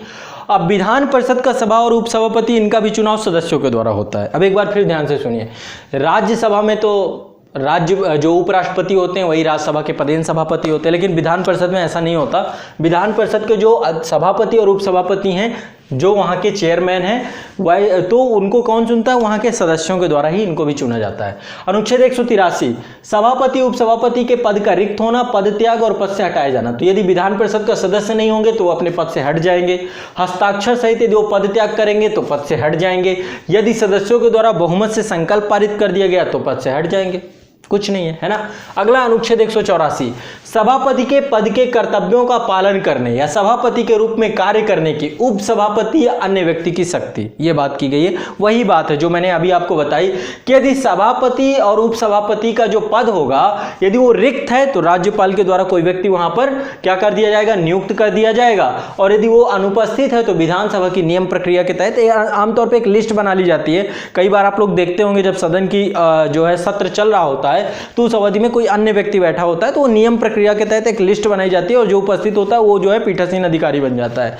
तो ये पूरा का पूरा कर्तव्य नियुक्त करने के लिए नियुक्त किया जाता है विधान परिषद के नियम प्रक्रिया के अनुसार। तो अनुपस्थित होने यानी पद भरा हुआ अनुपस्थित है तो विधान परिषद की नियम प्रक्रिया चलेगी, और यदि वो पद रिक्त है तो राज्यपाल के द्वारा मनोनीत नियुक्त किया जाएगा एक व्यक्ति। अगला है अनुच्छेद 185 जब सभापति या उपसभापति को पद से हटाने का कोई संकल्प विचाराधीन है तो पीठासीन नहीं होगा, है ना भाई। जब सही बात है, जब उन्हीं को खुद का ये प्राकृतिक न्याय का नियम है कि आप अपने ही मामले में जज नहीं बन सकते हैं। तो वही बात है, जब आपको हटाने का ही संकल्प प्रस्तावित है तो आप पीठासीन अधिकारी नहीं होंगे। लेकिन एक चीज होता है, वो सदन में भाग ले सकता है और मत दे सकता है क्योंकि सदन का सदस्य है। तो मत देने का, निर्णायक मत देने का अधिकार नहीं होता, मत देने का अधिकार होता है बस। अनुच्छेद 186 में अध्यक्ष और उपाध्यक्ष, सभापति उपसभापति के वेतन भत्ते दूसरी अनुसूची में यानी राज्य की संचित निधि पे भारित होंगे, इसके बारे में चर्चा की गई है। ठीक है, तो वेतन भत्ते के बारे में चर्चा कहां हो गई है? क्योंकि ये पद बहुत महत्वपूर्ण है, एक महत्वपूर्ण अधिकारी के तौर पे है। तो राज्य की संचित निधि पे दूसरी, और जो भी पैसा राज्य की संचित निधि पे भारित होता है ना, वो क्या होता है? विधानसभा में उस पर चर्चा नहीं होती। जब बजट होता है तो संचित निधि के भारित किसी भी विषय पर चर्चा नहीं होती है। ये बात यहाँ पर मैं समझा देना चाहता हूँ। अनुच्छेद 187 में राज्यसभा के विधानमंडल के सचिवालय के बारे में बात की गई है। तो विधानमंडल का एक सचिवालय होता है ना, और उस सचिवालय में बहुत सारे हर एक विधानसभा का अपना सचिवालय होता है, विधान परिषद का अपना सचिवालय होता है, और उस सचिवालय में बहुत सारे अधिकारी रहते हैं, कर्मचारी वृंद होते हैं, और प्रत्येक सदन को ये अधिकार भी होता है कि वो अपने अधिकारी कर्मचारियों का चयन भी कर सके, उनकी नियुक्ति कर सके। अगला है कार्य संचालन। अनुच्छेद 188 सबसे पहले सदस्यों का शपथ और प्रतिज्ञान। तो राज्यपाल या उसके द्वारा निमित्त किसी व्यक्ति के समक्ष तीसरी अनुसूची के प्रयोजन में दिए गए प्रारूप के अनुसार जो सदन के सदस्य होते हैं, चाहे वो विधानसभा का हो तो विधानसभा में, विधान परिषद का तो विधान परिषद में, क्या करते हैं? शपथ लेते हैं। अनुच्छेद 188 शपथ और उससे जुड़ा हुआ है। ठीक है, अगला अनुच्छेद 189, ये सेम टू सेम आप पूरा का पूरा सिमिलर मैच कर सकते हैं। जो उधर लोकसभा और विधानसभा में भाग 5 में लिखा है वही सब यहाँ पे लिखा हुआ है, सेम टू सेम है। बहुत सारी चीजें, कोई बहुत ज्यादा अंतर नहीं है, बस अनुच्छेद अलग है क्योंकि राज्यों के लिए एक स्पष्ट उपबंध करना अनिवार्य था। तो अनुच्छेद 189 सदनों में मतदान, रिक्तियों के होते हुए भी सदन की कार्रवाई, शक्ति और गणपूर्ति के बारे में चर्चा की गई है। तो पहली बात समझिए, सदनों में मतदान, तो सभी सदस्यों को मतदान का अधिकार है ना, मतदान से ही निर्णय लिए जाते हैं। दूसरा क्या है, यदि रिक्ति होगी, कई बार सदन में क्या होता है कि कई सारे विधायक नहीं होते, कई बार दो जगह से चुनाव लड़ते हैं तो एक पद छोड़ना पड़ता है, तो कई बार रिक्तियां होती हैं तो उपचुनाव कराए जाते हैं। तो यदि सदन में कोई रिक्ति है, कोई पद नहीं है, कोई विधायक का पद खाली पड़ा है, तो ऐसी स्थिति में सदन की कार्रवाइयां लीगल मानी जाएंगी, वैध मानी जाएंगी। ऐसा नहीं माना जाएगा कि पद रिक्ति होने के कारण कार्रवाई इलीगल है, वो बाद में भर लिया जाएगा। तो रिक्ति होने पर भी उस कार्रवाइयों को सभी कार्य लीगल माने जाएंगे, ये भी ध्यान रखिएगा। गणपूर्ति का मतलब है सदन चलेगा, कम से कम कितने सदस्यों पे सदन चलेगा, तो वही है कुल सदस्य संख्या का 10वां हिस्सा। सदन के कुल सदस्य संख्या का 10वां हिस्सा जब तक नहीं होगा तब तक सदन की कार्रवाई नहीं चली जाएगी। कई बार ऐसा होता है कि देखो, मैं आपको व्यवहारिक तर्ज पे बताता हूँ, कई बार क्या होता है, सदन के बहुत सारे सदस्य हैं और वैसे भी कई बार जो होता है कि चाय नाश्ते या बीच में जो ब्रेक होता है उसमें चले जाते हैं। तो कई बार ये होता है कि जब सत्र प्रारंभ होता है तो आराम से आते हैं, कोई दबाव तो है नहीं। तो ऐसी कंडीशन में कई बार जो है किसी सदस्य के द्वारा यदि अध्यक्ष को ये इंगित कर दिया जाता है कि सदन में गणपूर्ति नहीं है और सदन नहीं चलना चाहिए, तो एक बार फिर काउंटिंग होती है और ऐसी कंडीशन में एक बेल भी बजाई जाती है ताकि कोरम पूरा हो सके। यदि कोरम पूरा नहीं होता तो सदन की कार्रवाई वहीं पे स्थगित कर दी जाती है। कार्रवाई तभी होगी जब न्यूनतम सदस्य संख्या होगी। तो एक कोरम गढ़पूर्ति है और टोटल इसकी संख्या बता दी गई कितनी है, कुल सदस्य संख्या का 10वां हिस्सा। मत बराबर होने की स्थिति में अध्यक्ष और सभापति को निर्णायक मत देने का अधिकार है, अनुच्छेद 189 में चर्चा की गई 189 में। अगला बात करते हैं सदस्यों की निर्हताएं। ठीक है, किस किस चीज में निर्हताएं हैं, कैसे सदस्य आप जा सकते नहीं रहेंगे। तो अनुच्छेद 190 में चर्चा की गई है सदस्यों की निर्हता। कोई व्यक्ति राज्य विधानमंडल के दोनों सदनों का सदस्य नहीं हो सकता। कोई विधानसभा और विधान परिषद दोनों का सदस्य नहीं हो सकता किसी भी कंडीशन में। दोनों दो या दो से अधिक विधानमंडलों का सदस्य नहीं होगा। पहली चीज। अनुच्छेद 151 अभी चर्चा करेंगे। अनुच्छेद 191 में वर्णित निर्हताओं से ग्रस्त होने पर वो ठीक है, यदि कोई व्यक्ति अनुच्छेद 191 अभी मैं चर्चा करूंगा कि क्या क्या है, उसमें कई सारी चीजें बताई गई हैं कि लाभ का पद पे नहीं होना चाहिए, पागल नहीं होना चाहिए, दिवालिया नहीं होना चाहिए। तो यदि उसके तहत कोई निर्हता पाया जाता है तो वो भी सदन का सदस्य नहीं रह जाएगा। यदि कोई व्यक्ति अपना पद त्याग कर देता है हस्ताक्षर सहित लेख द्वारा, अध्यक्ष या सभापति को संबोधित करके हस्ताक्षर सहित लेख द्वारा अपने स्थान का पद त्याग कर देता है और उसे मंजूर कर लिया जाता है। यदि मंजूर कर लिया गया तो उसको वहां से वो अपने पद का सदस्य नहीं रह जाएगा। 60 दिनों से अधिक सदन की अनुज्ञा के बिना, बिना सदन की जानकारी के बिना वो क्या रहता है, सभी अधिवेशनों से अनुपस्थित रहता है। तो यदि अनुपस्थित रहेगा तो भी क्या होगा, वो पद के से हट जाएगा। तो यानी 60 दिन से ज्यादा गैप नहीं कर सकते सभी कार्रवाइयों से। और एक चीज मैं बता दूं, यदि सदन लगातार 4 दिनों के लिए स्थगित किया जाता है तो उसे काउंट नहीं किया जाता। उसमें कोई सदन कई स्थगन होता रहता है, कई बार देखते हैं ना कि नारे लगाते हैं विभिन्न मामलों विभिन्न मुद्दों को लेकर। तो ऐसी स्थिति में यदि लगातार 4 दिनों के लिए स्थगन कर दिएगा तो उसकी काउंटिंग इन 60 दिनों में नहीं की जाती है, जरूर ध्यान रखिएगा। कभी मान लीजिए मल्टीपल चॉइस क्वेश्चन पूछ लेता है तो इतना पता होना चाहिए। अगला आगे बात करते हैं अनुच्छेद 191। तो अनुच्छेद 191 में इसमें सदस्यता के लिए निर्हताएं क्या होंगी। लाभ का पद धारण करना नहीं होना चाहिए, लेकिन लाभ का पद संघ का मंत्री या राज्य का मंत्री होना लाभ का पद नहीं है। लाभ का पद धारण ना करता हो, विकृत चित्त ना हो, मेंटल है ना, न्यायालय के द्वारा प्रमाण पत्र ना दे दिया गया हो कि पागल है, अनुमोचित दिवालिया ना हो, है ना, जैसे विजय माल्या, है ना, ऐसा नहीं होना चाहिए कि दिवालिया हो गया हो तो पद नहीं रहेगा। विदेशी राज्य की नागरिकता यदि स्वेच्छा से अर्जित कर लिए तो भारत की नागरिकता वैसे ही चली जाएगी और आप फिर लाभ का और भारत का नागरिक ही रह सकता है। तो विदेशी राज्य की नागरिकता स्वेच्छा से अर्जित कर ली हो तो। संसद द्वारा किसी विधि के तहत अयोग्य घोषित कर दिया गया हो। संसद बहुत सारे कानून बनाए ना, अब तो कानून है ना 2 साल से ज्यादा यदि जेल की सजा मिल गई तो आप फिर जेल में ही चक्की, है ना, अभी देखा ना लालू यादव जी को, तो आप लोग फिर नहीं रह सकते, आप योग्यता नहीं रहेगी। ऐसे बहुत सारे कानून संसद ने जनप्रतिनिधित्व अधिनियम में बना रखे हैं। अगला अनुच्छेद 192, सदस्यों की निर्हताओं से संबंधित प्रश्नों का विनिश्चय कौन करेगा। तो किसी सदन के सदस्य के अनुच्छेद 191 के तहत निर्हित होने पर राज्यपाल का विनिश्चय अंतिम होगा, जिसके लिए वह निर्वाचन आयोग की राय लेगा। तो राज्यपाल किसकी राय पे काम करेगा, निर्वाचन आयोग की राय पे। किसकी राय पे, निर्वाचन आयोग की राय पे, ध्यान रखना है। अनुच्छेद 193, अनुच्छेद 188 के अधीन शपथ लेने या प्रतिज्ञान करने से पहले अर्हित न होते हुए भी निर्हित किए जाने पर बैठने और मत देने की पर शास्ति। तो कोई व्यक्ति सदन में शपथ नहीं लेता है और ऐसे ही बैठता है बिना शपथ लिए तो उससे 500 रुपये प्रतिदिन के हिसाब से पैसा लिया जाएगा और ऐसा माना जाएगा कि उसने राज्य से ऋण लिया था और उसी कर्ज को चुका रहा है। वैसे बहुत कम है, मैं कहता हूँ इसे 10, 15, 20, 50 हज़ार करना चाहिए। 500 रुपये उन्हें कोई फर्क नहीं पड़ता, लेकिन फिर भी सब शपथ लेते हैं।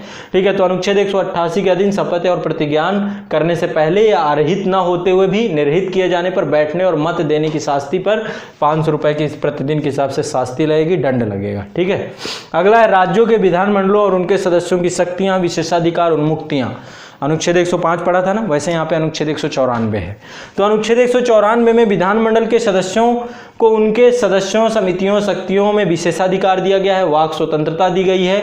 विधानमंडल और उसकी समिति में सदस्य द्वारा की गई किसी भी बात या मत के संबंध में उसके विरुद्ध न्यायालय में कोई कार्रवाई नहीं की जाएगी।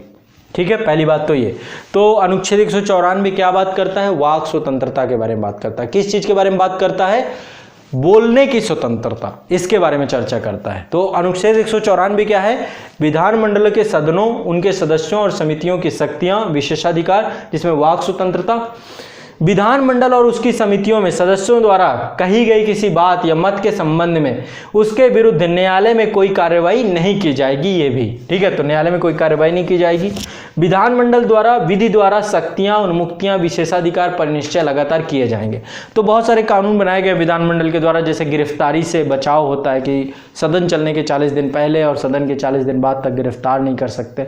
तो बहुत सारे विशेषाधिकार होते हैं, अवमान नहीं कर सकते, ठीक है। तो वाक स्वतंत्रता ये सब दिया गया अनुच्छेद 194 में, बहुत सारी इनके विशेषाधिकार है, उन्मुक्तियां हैं, ठीक है। अनुच्छेद 195 सदस्यों के वेतन भत्ते विधानमंडल द्वारा समय समय पर विधि द्वारा उधारित किए जाएंगे। तो वेतन भत्तों की व्यवस्था की गई है 195 में। अगला है विधायी प्रक्रिया, कैसे अब यहाँ पे सदन में काम होगा, ठीक है। तो अनुच्छेद 196 विधेयकों के पुनर्स्थापन पारित किए जाने के संबंध में उपबंध किया गया है कि कोई भी सदन हो, यदि धन विधेयक नहीं है, वित्त विधेयक नहीं है, तो वो विधान परिषद, और यदि वो साधारण विधेयक है, देखो संविधान संशोधन विधेयक तो विधानसभा विधान परिषद में नहीं आता है ना, वो सिर्फ और सिर्फ संसद में आता है, लोकसभा और विधानसभा में। आमतौर पे साधारण विधेयक है, धन विधेयक है, वित्त विधेयक है, ये जो विधेयक हैं ये आपके आते हैं। तो यदि धन विधेयक और वित्त विधेयक, इनमें ज़्यादा पावरफुल कौन है? विधानसभा। विधान परिषद में भी साधारण विधेयक, तो कोई भी विधेयक यदि धन विधेयक नहीं है, और धन विधेयक कौन विधेयक होते हैं? जो अनुच्छेद, यहाँ पे एक आर्टिकल दिया गया है अनुच्छेद 199, उसमें स्पष्ट किया गया है कि धन विधेयक की परिभाषा क्या होगी। वहाँ पे अनुच्छेद 110 था। और या फिर जो विधानसभा के अध्यक्ष के द्वारा चिन्हित कर दी जाए, प्रस्थापित कर दिया जाए या स्पष्ट कर दिया जाए कि ये धन विधेयक है। कोई भी वित्त विधेयक जिसको विधानसभा का अध्यक्ष कह दे कि धन विधेयक है, तो धन विधेयक होता है। ज़्यादा पावरफुल विधानसभा के अध्यक्ष को दी गई है, वहाँ पे लोकसभा के अध्यक्ष को दी गई है। तो धन विधेयक और वित्त विधेयक को छोड़कर बाकी के सभी विधेयक, साधारण विधेयक, वो सभी विधानसभा या विधान परिषद दोनों में प्रारंभ हो सकते हैं, ठीक है। देखो आमतौर पर यही होता है, जब कोई विधेयक आता है सदन में, पहले उसे प्रस्तुत किया जाता है। प्रस्तुत करने के बाद जो है, यदि इसे प्रथम वाचन कहते हैं और ज़रूरी होता है तो वो किसी कमेटी को भेज दिया जाता है, संबंधित कमेटी को। फिर संबंधित कमेटी अपनी रिपोर्ट रखती है। फिर उसमें द्वितीय वाचन होता है। द्वितीय वाचन में विस्तृत चर्चा होती है, सभी सदस्यों के द्वारा संशोधन प्रस्तावित किए जाते हैं। और तृतीय वाचन में उन संशोधनों पर मतदान होता है और विधेयक को पारित करने की प्रक्रिया होती है। तो 3 चरणों से विधेयक गुजरता है और फिर इसके बाद राज्यपाल के पास जाता है या वहाँ पर राष्ट्रपति के पास जाता है। और राष्ट्रपति या राज्यपाल या तो अनुमति रोक लेते हैं या अनुमति दे देते हैं, या राष्ट्रपति के लिए आरक्षित रख लेते हैं, तो कुछ भी हो सकता है। तो वही सारी चीज़ें हैं यहाँ पे। तो अनुच्छेद 196 कहता है विधेयकों के पुनर्स्थापन पारित किए जाने के संबंध में उपबंध है। धन विधेयक एवं वित्त विधेयक को छोड़कर अन्य सभी विधेयक दोनों सदनों में प्रारंभ हो सकते हैं। अनुच्छेद 197 कहता है धन विधेयकों से भिन्न विधेयक के बारे में विधान परिषद की शक्तियों पर निर्बंधन की बात की गई है। तो इसमें कहा गया है कि विधान परिषद साधारण विधेयक को पहली बार 3 माह के लिए और दूसरी बार 1 माह के लिए, तो विधान परिषद में प्रारंभ तो हो सकता है, लेकिन विधान परिषद के पास पावर नहीं है ज़्यादा। आर्टिकल जरूर याद रखिएगा, आर्टिकल है आपका, मैं एक बार आप अच्छे समझा रहा हूँ, 197। धन विधेयक में तो 14 दिन तक कोई भी विधान परिषद है 14 दिन तक रोक सकती है धन विधेयक, और कोई ऐसे संशोधन नहीं कर सकती जिनको विधानसभा स्वीकृत ना करे, ठीक है। तो यदि 14 दिन तक रोक के रखा भी तो भी अपने आप मान लिया जाएगा कि विधान परिषद में पारित हो गया है। तो धन विधेयक में तो वैसे भी हाथ काट दिए गए हैं, लेकिन यहाँ पर अन्य विधेयकों पे भी, साधारण विधेयक पे कोई भी विधान परिषद पहली बार में 4 महीने तक, ठीक है, और दूसरी बार में यदि मान लीजिए ऐसे कई संशोधन हो गए जिनसे विधानसभा संतुष्ट है, तो पहली बार में 4 महीने तक, 4 महीने बाद विधेयक वापस ही करना पड़ेगा, ठीक है, विधानसभा। और यहाँ पे ज्वाइंट सेशन की कोई व्यवस्था नहीं है। वहाँ पे तो ज्वाइंट सेशन की व्यवस्था थी ना, राज्यसभा और लोकसभा के बाद यदि किसी प्रकार का गतिरोध हो जाता है तो संयुक्त अधिवेशन हो जाता था। यहाँ पे कोई व्यवस्था नहीं है। विधानसभा से पारित होकर कोई विधेयक यदि विधान परिषद पहुँचा तो पहली बार में 4 महीने तक वापस लौटेगा विधानसभा, पुनः वापस लौटने के बाद यदि विधानसभा दोबारा भेजती है तो 1 महीने तक, यदि दो बार टाइम मिला जाएगा। यदि अब भी पारित नहीं करती तो अपने आप पारित माना जाएगा। तो क्या भाई, कोई पावर नहीं है खास, है ना। तो साधारण विधेयक में भी अधिकतम 5 महीने तक रोका जा सकता है इसको, ठीक है। तो ये ध्यान रखिएगा, यहाँ पे ये पूरा का पूरा यहाँ पे टाइम दिया गया है, ठीक है। तो एक बार इसको नहीं, यहाँ पे थोड़ा सा एक मैं स्पष्ट करना चाहता हूँ, थोड़ा समझ लीजिए, थोड़ा सा मिस्टेक है। पहली बार में 3 महीना, अधिकतम 4 माह होता है, जिसमें से पहली बार में 3 माह और दूसरी बार में 1 माह। 3 माह है, ये ध्यान रखिएगा। मैं 4 माह बोल गया, उसको थोड़ा सा यहाँ पे सुधार कर लीजिएगा। तो विधान परिषद किसी भी विधेयक को जो विधानसभा से पारित होकर आया है पहली बार में 3 माह तक रोकेगा और अगली बार जब दोबारा जाएगा तो 1 माह तक, अन्यथा की स्थिति में स्वतः पारित हो जाएगा, यानी अधिकतम 4 वर्ष तक। ये ध्यान रखिए, 4 माह तक। फिर से मैं थोड़ा सा ठीक है, होता है कई बार दिमाग में ज़्यादा डेटा के कारण से डिस्टर्ब होता है, ठीक है। तो ये आप ध्यान रखिएगा, 4 माह तक अधिकतम, यानी पहली बार में 3 माह, दूसरे बार में 1 माह। मैं स्पष्ट कर रहा हूँ बार बार, ठीक है, वो ध्यान रखिएगा। तो इसको एक बार जो है आपको फिर से मैं आपको समझा देता हूँ। अनुच्छेद 197 कह रहा है कि धन विधेयकों से भिन्न विधेयकों के बारे में विधान परिषद की शक्तियों पर निर्बंधन किया गया है। विधान परिषद साधारण विधेयक को पहली बार में 3 माह के लिए और दूसरी बार में 1 माह के लिए रोक सकती है। धन विधेयक के संशोधनों पर विधानसभा की सहमति अनिवार्य है, ठीक है। तो जो धन विधेयक होगा उसमें तो अनिवार्य सहमति होनी चाहिए, और धन विधेयक नहीं भी है तो 3 माह और 1 माह का नियम लगा हुआ है, तो टोटल 4 माह का पावर रखती है, कोई खास पावर है नहीं। आगे बढ़ते हैं नेक्स्ट, अनुच्छेद 198 धन विधेयक के संबंध में विशेष प्रक्रिया, ठीक है। विधान परिषद में पहली बात तो पुरस्थापित धन विधेयक नहीं हो सकता। दूसरा, विधान परिषद 14 दिनों तक ही रोक सकती है, दूसरी बात, ठीक है। अगला अनुच्छेद 199 धन विधेयक की परिभाषा दी गई। तो मैंने स्पष्ट किया था यहाँ पे अनुच्छेद 110 में आपको मैंने स्पष्ट तौर पे बताया था कि धन विधेयक क्या होगा। तो किसी प्रकार के कर का अधिरोपण, उत्साधन, परिहार, परिवर्तन, विनियमन, राज्य सरकार द्वारा धन का उधार लिया जाता है, राज्य की संचित निधि या आकस्मिक निधि की अभिरक्षा की बात होती है, किसी निधि में धन जमा करना या निकालने की बात है, राज्य की संचित निधि से धन का विनियोग करना है, या किसी व्यय को राज्य की संचित निधि पर भारित करना है। ये जितने भी मामले हैं सबको धन विधेयक के अंतर्गत रखा जाता है, और मुख्य पावर आपको पता है किसके पास है, विधानसभा के अध्यक्ष के पास। उसने यदि पृष्ठांकन कर दिया तो धन विधेयक ठीक है। अनुच्छेद 200 और 201 तो दोहरा शतक, ये क्या है, विधेयकों को अनुमति विधानमंडल से पारित विधेयकों पर राज्यपाल अपनी अनुमति प्रदान करता है या विधेयक पर अपनी अनुमति रोक लेता है, या तो अनुमति देता है या तो अनुमति रोक लेता है, ठीक है। पहली चीज ये, विधेयकों पर विधानमंडल से पारित विधेयकों पर राज्यपाल अपनी अनुमति प्रदान करता है या विधेयकों पर अनुमति रोक लेता है, अथवा वह विधेयक राष्ट्रपति के विचार के लिए आरक्षित रखता है, या तो वो विधेयक को राष्ट्रपति के पास भेज दिया जा सकता है, राष्ट्रपति के विचार के लिए आरक्षित रखता है, ठीक है, इतना ध्यान रखना है। आगे बढ़ते हैं, धन विधेयक को छोड़कर अन्य विधेयकों पर निलंबनकारी वीटो का प्रयोग कर सकता है। अब एक चीज ध्यान रखिएगा, धन विधेयक यदि कोई आता है तो वो हमेशा राज्यपाल की पूर्व अनुमति से ही रखवाया जाता है। वहां पे राष्ट्रपति है, यहाँ पे राज्यपाल है। तो जब राज्यपाल ने अनुमति दे दी तो धन विधेयक पे कोई वीटो नहीं हो सकता, ठीक है। और बाकी के जितने विधेयक हैं उनमें विवेकाधीन शक्तियों का प्रयोग कर सकता है।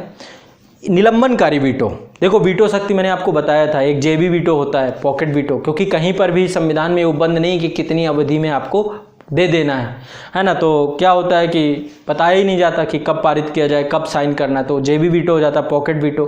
निलंबनकारी वीटो होता है कि एक बार लौटा देना विधानसभा को, और विधानसभा साधारण बहुमत द्वारा उसको क्या करे, फिर से पारित करे और पुनः भेज दे, तो अनिवार्य सहमति देनी पड़ती है। तो निलंबनकारी वीटो का प्रयोग करता है। एक होता है अत्यंतिक वीटो, एब्सोल्यूट वीटो, पूरा मना ही कर देना। तो 2 मामले मैंने आपको बताया था कि जब कभी काम चलाऊ सरकार हो, यानी चुनाव का टाइम पीरियड हो, आचार संहिता लगी हो, तब बड़े निर्णय नहीं लिए जा सकते और उसमें जो है एब्सोल्यूट वीटो लगाया जाता है। और दूसरा होता है आपका, यदि कोई निजी विधेयक है तो उस पर भी राष्ट्रपति के द्वारा, तो यहाँ पर भी राज्यपाल को भी वीटो पावर है, उसके पास ज़्यादा पावर है, और वो अपने विशेषाधिकारों का प्रयोग करते हुए वो राष्ट्रपति के पास भी विधेयक भेज सकता है। तो अनुच्छेद 200 के तहत राष्ट्रपति के विचार के लिए भी विधेयक भेज देता है। यदि उसे लगता है कि कोई ऐसा मामला है, कोई ऐसे विषय पे कानून बना है जो संघ सूची या समवर्ती सूची में कोई विवाद का विषय बन सकता है, कुछ भी है, तो ऐसी स्थिति में वो राष्ट्रपति को भेज देगा और फिर राष्ट्रपति अनुच्छेद 201 के तहत कार्रवाई करेगा। तो विचार के लिए आरक्षित विधेयक, जब राज्यपाल के द्वारा राष्ट्रपति के विचार के लिए विधेयक रखा जाता है तो राष्ट्रपति घोषित करेगा कि वो विधेयक पर अपनी अनुमति देता है, अनुमति रोक लेता है। तो जब विधेयक राष्ट्रपति के पास पहुंच जाएगा तो फिर पूरी पावर राष्ट्रपति के पास रहेगी। अगला चलते हैं अनुच्छेद 202।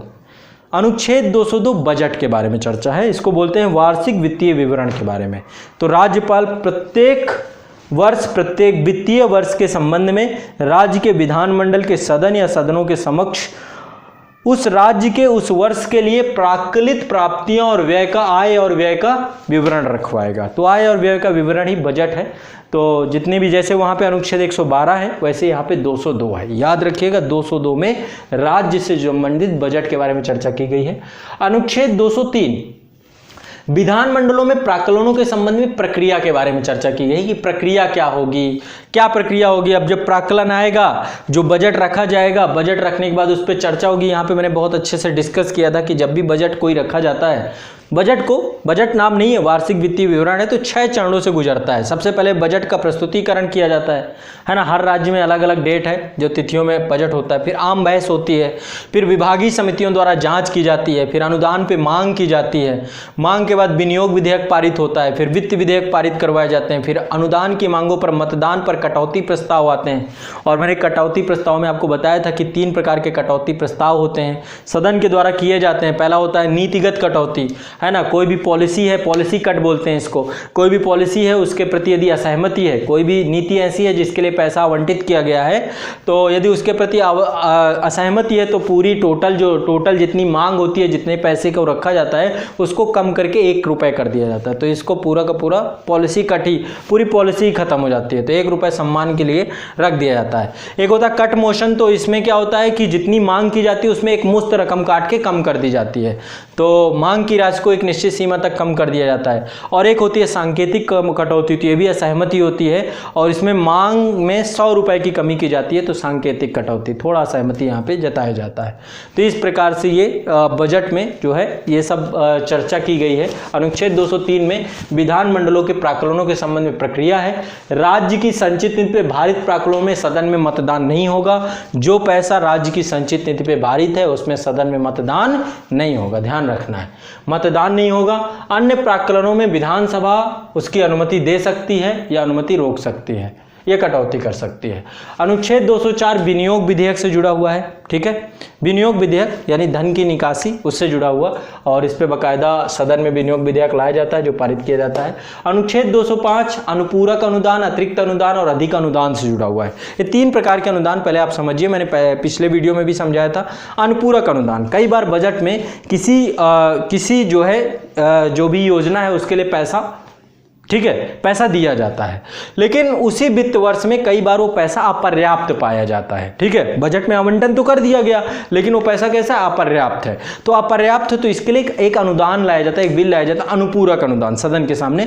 तो अनुपूरक अनुदान मांगा जाता है, तो प्राधिकृत राशि चालू वित्तीय वर्ष में अपर्याप्त पाई जाती है।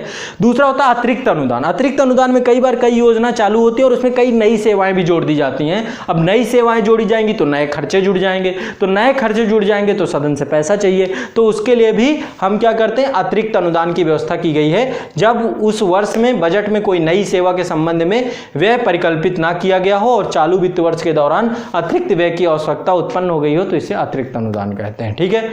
इसके बाद अधिक अनुदान की बात की गई है। तो बजट में सेवा के लिए जो निर्धारित रकम है, कई बार क्या होता है कि बजट में पैसा तो दे दिया जाता है लेकिन कोई योजना एक ही वित्त वर्ष में नहीं पूरी हो जाती, उसके लिए कई वर्ष लग जाते हैं। तो मान लीजिए इस वित्त वर्ष में पैसा किया गया, अब आगे चल के कई वित्त वर्षों में वो योजना पूरी होनी है, अब पैसा कम पड़ गया, तो ऐसी स्थिति में अधिक अनुदान, ये पुरानी योजना के लिए व्यवस्था करना, ठीक है। तो जब कभी भी ये एक उस वित्त वर्ष से जुड़ा नहीं होता, ये जरूर ध्यान रखना, अधिक अनुदान उस वित्त वर्ष से नहीं जुड़ा होता। तो बजट में सेवा के लिए निर्धारित रकम से ज्यादा रकम व्यय हो जाती है और वित्त वर्ष के बाद जो राज्य विधानमंडल है वो मंजूरी देता है। ऐसी सारी बातें संसद में भी थी, यही चीज मैं आपको यहाँ पे समझाना चाहता हूँ। तो ये 3 प्रकार के अनुदान आपके हो गए अनुच्छेद 205 में, अनुपूरक अनुदान, अतिरिक्त अनुदान और अधिक अनुदान। अब बात करते हैं 206 में। 206 में लेखानुदान, प्रत्यानुदान और अपवादानुदान की बात है। तो एक बार मैं आप लोगों को बहुत आसानी से यहाँ पे समझा रहा हूँ। अनुच्छेद 116 है, ये आपका केंद्र के बारे में चर्चा किया गया है। लेखानुदान क्या है, जब कई बार क्या होता है बजट पारित होता है और बजट में आम बहस में बहुत टाइम लग जाता है, बहुत लंबा समय लग जाता है, विभागीय समितियों द्वारा जांच की जाती है। अब लेकिन वित्त वर्ष समाप्त हो जाता है, नया वित्त वर्ष चालू हो जाता है। अब नए वित्त वर्ष का बजट तो पारित हुआ नहीं है, तो जब बजट पारित नहीं हुआ, पैसे का आवंटन नहीं किया गया, तो ऐसी स्थिति में सारे कामकाज रुक जाएंगे। कामकाज रोकना संवैधानिक संकट खड़ा कर सकता है, तो ऐसी स्थिति में व्यवस्था की गई लेखानुदान की। तो बजट पारित होने से पहले चालू वित्त वर्ष के लिए अग्रिम देय को ही लेखानुदान कहते हैं। टोटल बजट का 1/3 पैसा व्यवस्था कर दी जाती है ताकि सदन चलता रहे। तो लेखा अनुदान की व्यवस्था है जब बजट पास नहीं हो पाता उसी वित्त वर्ष में, ठीक है। अगला है प्रत्यानुदान। प्रत्यानुदान क्या है? एक तरीके से जब कोई सेवा या मद के लिए आकस्मिक पैसा चाहिए हो, है ना, अचानक से जरूरत पड़ गई हो, जैसे कोरोना महामारी है ना, अब कोरोना महामारी है तो अब अचानक से पैसे की जरूरत पड़ गई राज्य में, तो इसके लिए प्रत्यानुदान की व्यवस्था की गई है। और इसका बजट में उल्लेख तो होगा ही नहीं ना, आकस्मिक चीजों के बारे में तो क्या पता कब कौन सी आपदा आ जाए, तो इसके लिए व्यवस्था की गई आकस्मिक धन। और इसको मैं आसान भाषा में कहूँ तो जो विधानसभा होता है ना, उसके द्वारा कार्यपालिका को एक ब्लैंक चेक दे दिया जाता है, ऐसी संज्ञा दी गई प्रत्यानुदान को, भैया लिख लो जो धनराशि लिखनी हो। तो ये क्या है, जब किसी सेवा या मद के लिए आकस्मिक रूप से धन की अत्यधिक या तुरंत आवश्यकता होती है तो उसके लिए प्रत्यानुदान की व्यवस्था की जाती है। तीसरा अपवादानुदान। अपवादानुदान क्या है? जब किसी विशेष प्रयोजन के लिए इसे मंजूर किया जाता है, और ये जो है विशेष प्रयोजन हो सकता है वर्तमान वित्तीय व्यवस्था के लिए जरूरी ना हो, आने वाले समय में कई बार होता है हमारी जो रक्षा व्यवस्था है, रक्षा या फिर कोई गुप्तचर व्यवस्था है या फिर विभिन्न ऐसी चीजें, तो आने वाले समय में विशेष प्रयोजनों के लिए जो है अपवादानुदान की व्यवस्था की जाती है और वर्तमान वित्तीय व्यवस्था से जुड़ाव नहीं रखता है। तो आने वाले फ्यूचर के लिए ये पूरा, तो ये 3 प्रकार के अनुदान है, लेखानुदान, प्रत्यानुदान, अपवादानुदान, समझ गए होंगे आप। 207 है वित्तीय विधेयक के संबंध में विशेष उपबंध की बात की गई है। वित्तीय विधेयक है ना, 2 भागों में, श्रेणी 1 श्रेणी 2। तो वैसे सारे जितने भी विधेयक होते हैं सब वित्त विधेयक ही होते हैं, है ना। वह विधेयक जो वित्तीय मामलों जैसे राजस्व व्यय से संबंधित होता है, वित्त विधेयक कहते हैं। इसमें आगामी वर्ष में नए प्रकार के कर को लगाने, कर में संशोधन आदि के संबंध में विषय शामिल होते हैं, है ना। तो 3 प्रकार का वित्त विधेयक होता है। पहला धन विधेयक, सभी प्रकार के धन विधेयक वित्त विधेयक ही होते हैं, लेकिन सभी वित्त विधेयक धन विधेयक नहीं होते, क्योंकि धन विधेयक कौन होगा? जो विधानसभा का अध्यक्ष बताएगा कि भाई ये धन विधेयक है, ठीक है। और अनुच्छेद 110 में जो उपबंध किए गए हैं। तो फाइनेंस बिल जो है 2 कैटेगरी है, श्रेणी 1 श्रेणी 2। और आगे बात करते हैं, आपका जो है अनुच्छेद जो है 207 आपका वित्त विधेयक से जुड़ा हुआ है। अब बात करते हैं साधारण प्रक्रिया। तो 208 अनुच्छेद 208, ठीक है, ध्यान रखना 208 है। प्रक्रिया के नियम क्या होंगे? तो इस संविधान को उपबंधों के रहते हुए प्रत्येक विधानमंडल अपने कार्य के संचालन के लिए नियम बना सकता है। सदन में कैसे काम होगा, क्या कार्रवाई होंगी, तो प्रक्रिया के नियम के लिए 208 है अनुच्छेद, ये ध्यान रखिएगा। अनुच्छेद 209 राज्य के विधानमंडल में वित्तीय कार्य संबंधी प्रक्रिया का विधि द्वारा विनियमन, इससे जुड़ा हुआ है, ठीक है। राज्य के विधानमंडल में वित्तीय कार्य संबंधी प्रक्रिया का विधि द्वारा विनियमन, इससे जुड़ा हुआ है। अनुच्छेद 210 में विधानमंडल में प्रयोग की जाने वाली भाषा से जुड़ा हुआ है। तो अनुच्छेद 348 के उपबंधों के अधीन रहते हुए, ठीक है, विधानमंडल का कार्य हिंदी अंग्रेजी में किया जाएगा, ठीक है। अगला है अध्यक्ष मातृभाषा में भी अपनी अभिव्यक्ति अनुमति दे सकता है, उससे जुड़ी हुई बात है यहाँ पे। तो कोई भी अध्यक्ष होगा मातृभाषा में अपनी अभिव्यक्ति अनुमति दे सकता है। अनुच्छेद 211 विधानमंडलों में चर्चा पर निर्बंधन की बात की गई है कि विधानमंडल में हाई कोर्ट के, सुप्रीम कोर्ट के किसी भी न्यायाधीश के आचरण और इसके बारे में चर्चा नहीं की जाएगी, ठीक है। तो ये वहाँ पर भी किया गया। अनुच्छेद जो है 121 है और 122 है, यहाँ पे 211 है, ध्यान रखिएगा। तो विधानमंडल में चर्चा पे निर्बंधन। अनुच्छेद 210 क्या था? विधानमंडलों में प्रयोग की जाने वाली भाषा। तो भाषा पहले अंग्रेजी हिंदी की गई है, और यदि कोई सदस्य अंग्रेजी हिंदी में अच्छी अभिव्यक्त नहीं कर सकता तो अपनी मातृभाषा में भी बोल सकता है। ये व्यवस्था अध्यक्ष के द्वारा की जा सकती है। अनुच्छेद 211 में विधानमंडलों में चर्चा पर निबंधन। सुप्रीम कोर्ट, हाई कोर्ट के किसी न्यायाधीश के अपने कर्तव्यों के निर्वहन में की गई आचरण पर चर्चा नहीं की जाएगी। अनुच्छेद 212 कहता है कि न्यायालयों में विधानमंडलों की कार्रवाइयों की जांच नहीं की जाएगी, ठीक है। विधानमंडलों में भी जो कार्य काज हो रहा है, विधानमंडल का भी काम न्यायालय के द्वारा किसी तरीके से चर्चा नहीं है। तो न्यायालय द्वारा विधानमंडलों की कार्रवाई की जांच ना किया जाना, तो आपस में इन दोनों को, विधायिका और न्यायपालिका दोनों की गरिमा को बनाने की बात की गई है। अगला है राज्यपाल की विधायी शक्ति, अनुच्छेद 213। यदि कभी विधानमंडल के दोनों सदनों में से कोई एक सदन या दोनों सदन विश्रांति काल में हो, यानी ना चल रहे हों, और राज्य में कोई ऐसी परिस्थितियां उपस्थित हो गई हों जिसमें राज्यपाल को लगता है कि अब आवश्यक हो गया है कानून बनाना, तो राज्यपाल अनुच्छेद 213 के तहत अध्यादेश प्रख्यापित करके क्या कर सकता है? कानून बना सकता है। और इस अध्यादेश का वही प्रभाव होगा जो कि विधायिका द्वारा, राज्य विधानमंडल द्वारा बनाए गए विधि का होता है, कानून का होता है। लेकिन ये अध्यादेश राज्य विधानमंडल के प्रारंभ होते ही, उसके सत्रों के प्रारंभ होते ही जब दोनों सदन बैठेंगे तो ऐसी स्थिति में राज्य विधानमंडल से 6 सप्ताह के अंदर पारित करवाना अनिवार्य है। तो किसी भी अध्यादेश की अधिकतम उम्र कितनी है? 6 माह 6 सप्ताह, क्योंकि दो विधानमंडलों के बीच में बैठने की अवधि का जो अंतर है वो 6 माह, यानी कोई भी सत्र के बाद अगला सत्र 6 माह से ज़्यादा अवधि से पहले ही करवाना पड़ेगा। अधिकतम अवधि 6 माह ही है। और दूसरी चीज़ आपको ये ध्यान रखनी है, दूसरी चीज़ क्या है? पहला तो अवधि की बात है, और दूसरी चीज़ क्या है? दूसरी चीज़ हमेशा दिमाग में बैठा लीजिएगा, वो है 6 सप्ताह के अंदर सदन से उसको पारित होना अनिवार्य है। ठीक है, तो यह अनुच्छेद 213 है, ध्यान रखना है। विधानमंडल के विश्रांति काल में अध्यादेश प्रख्यापित करने की राज्यपाल की शक्ति।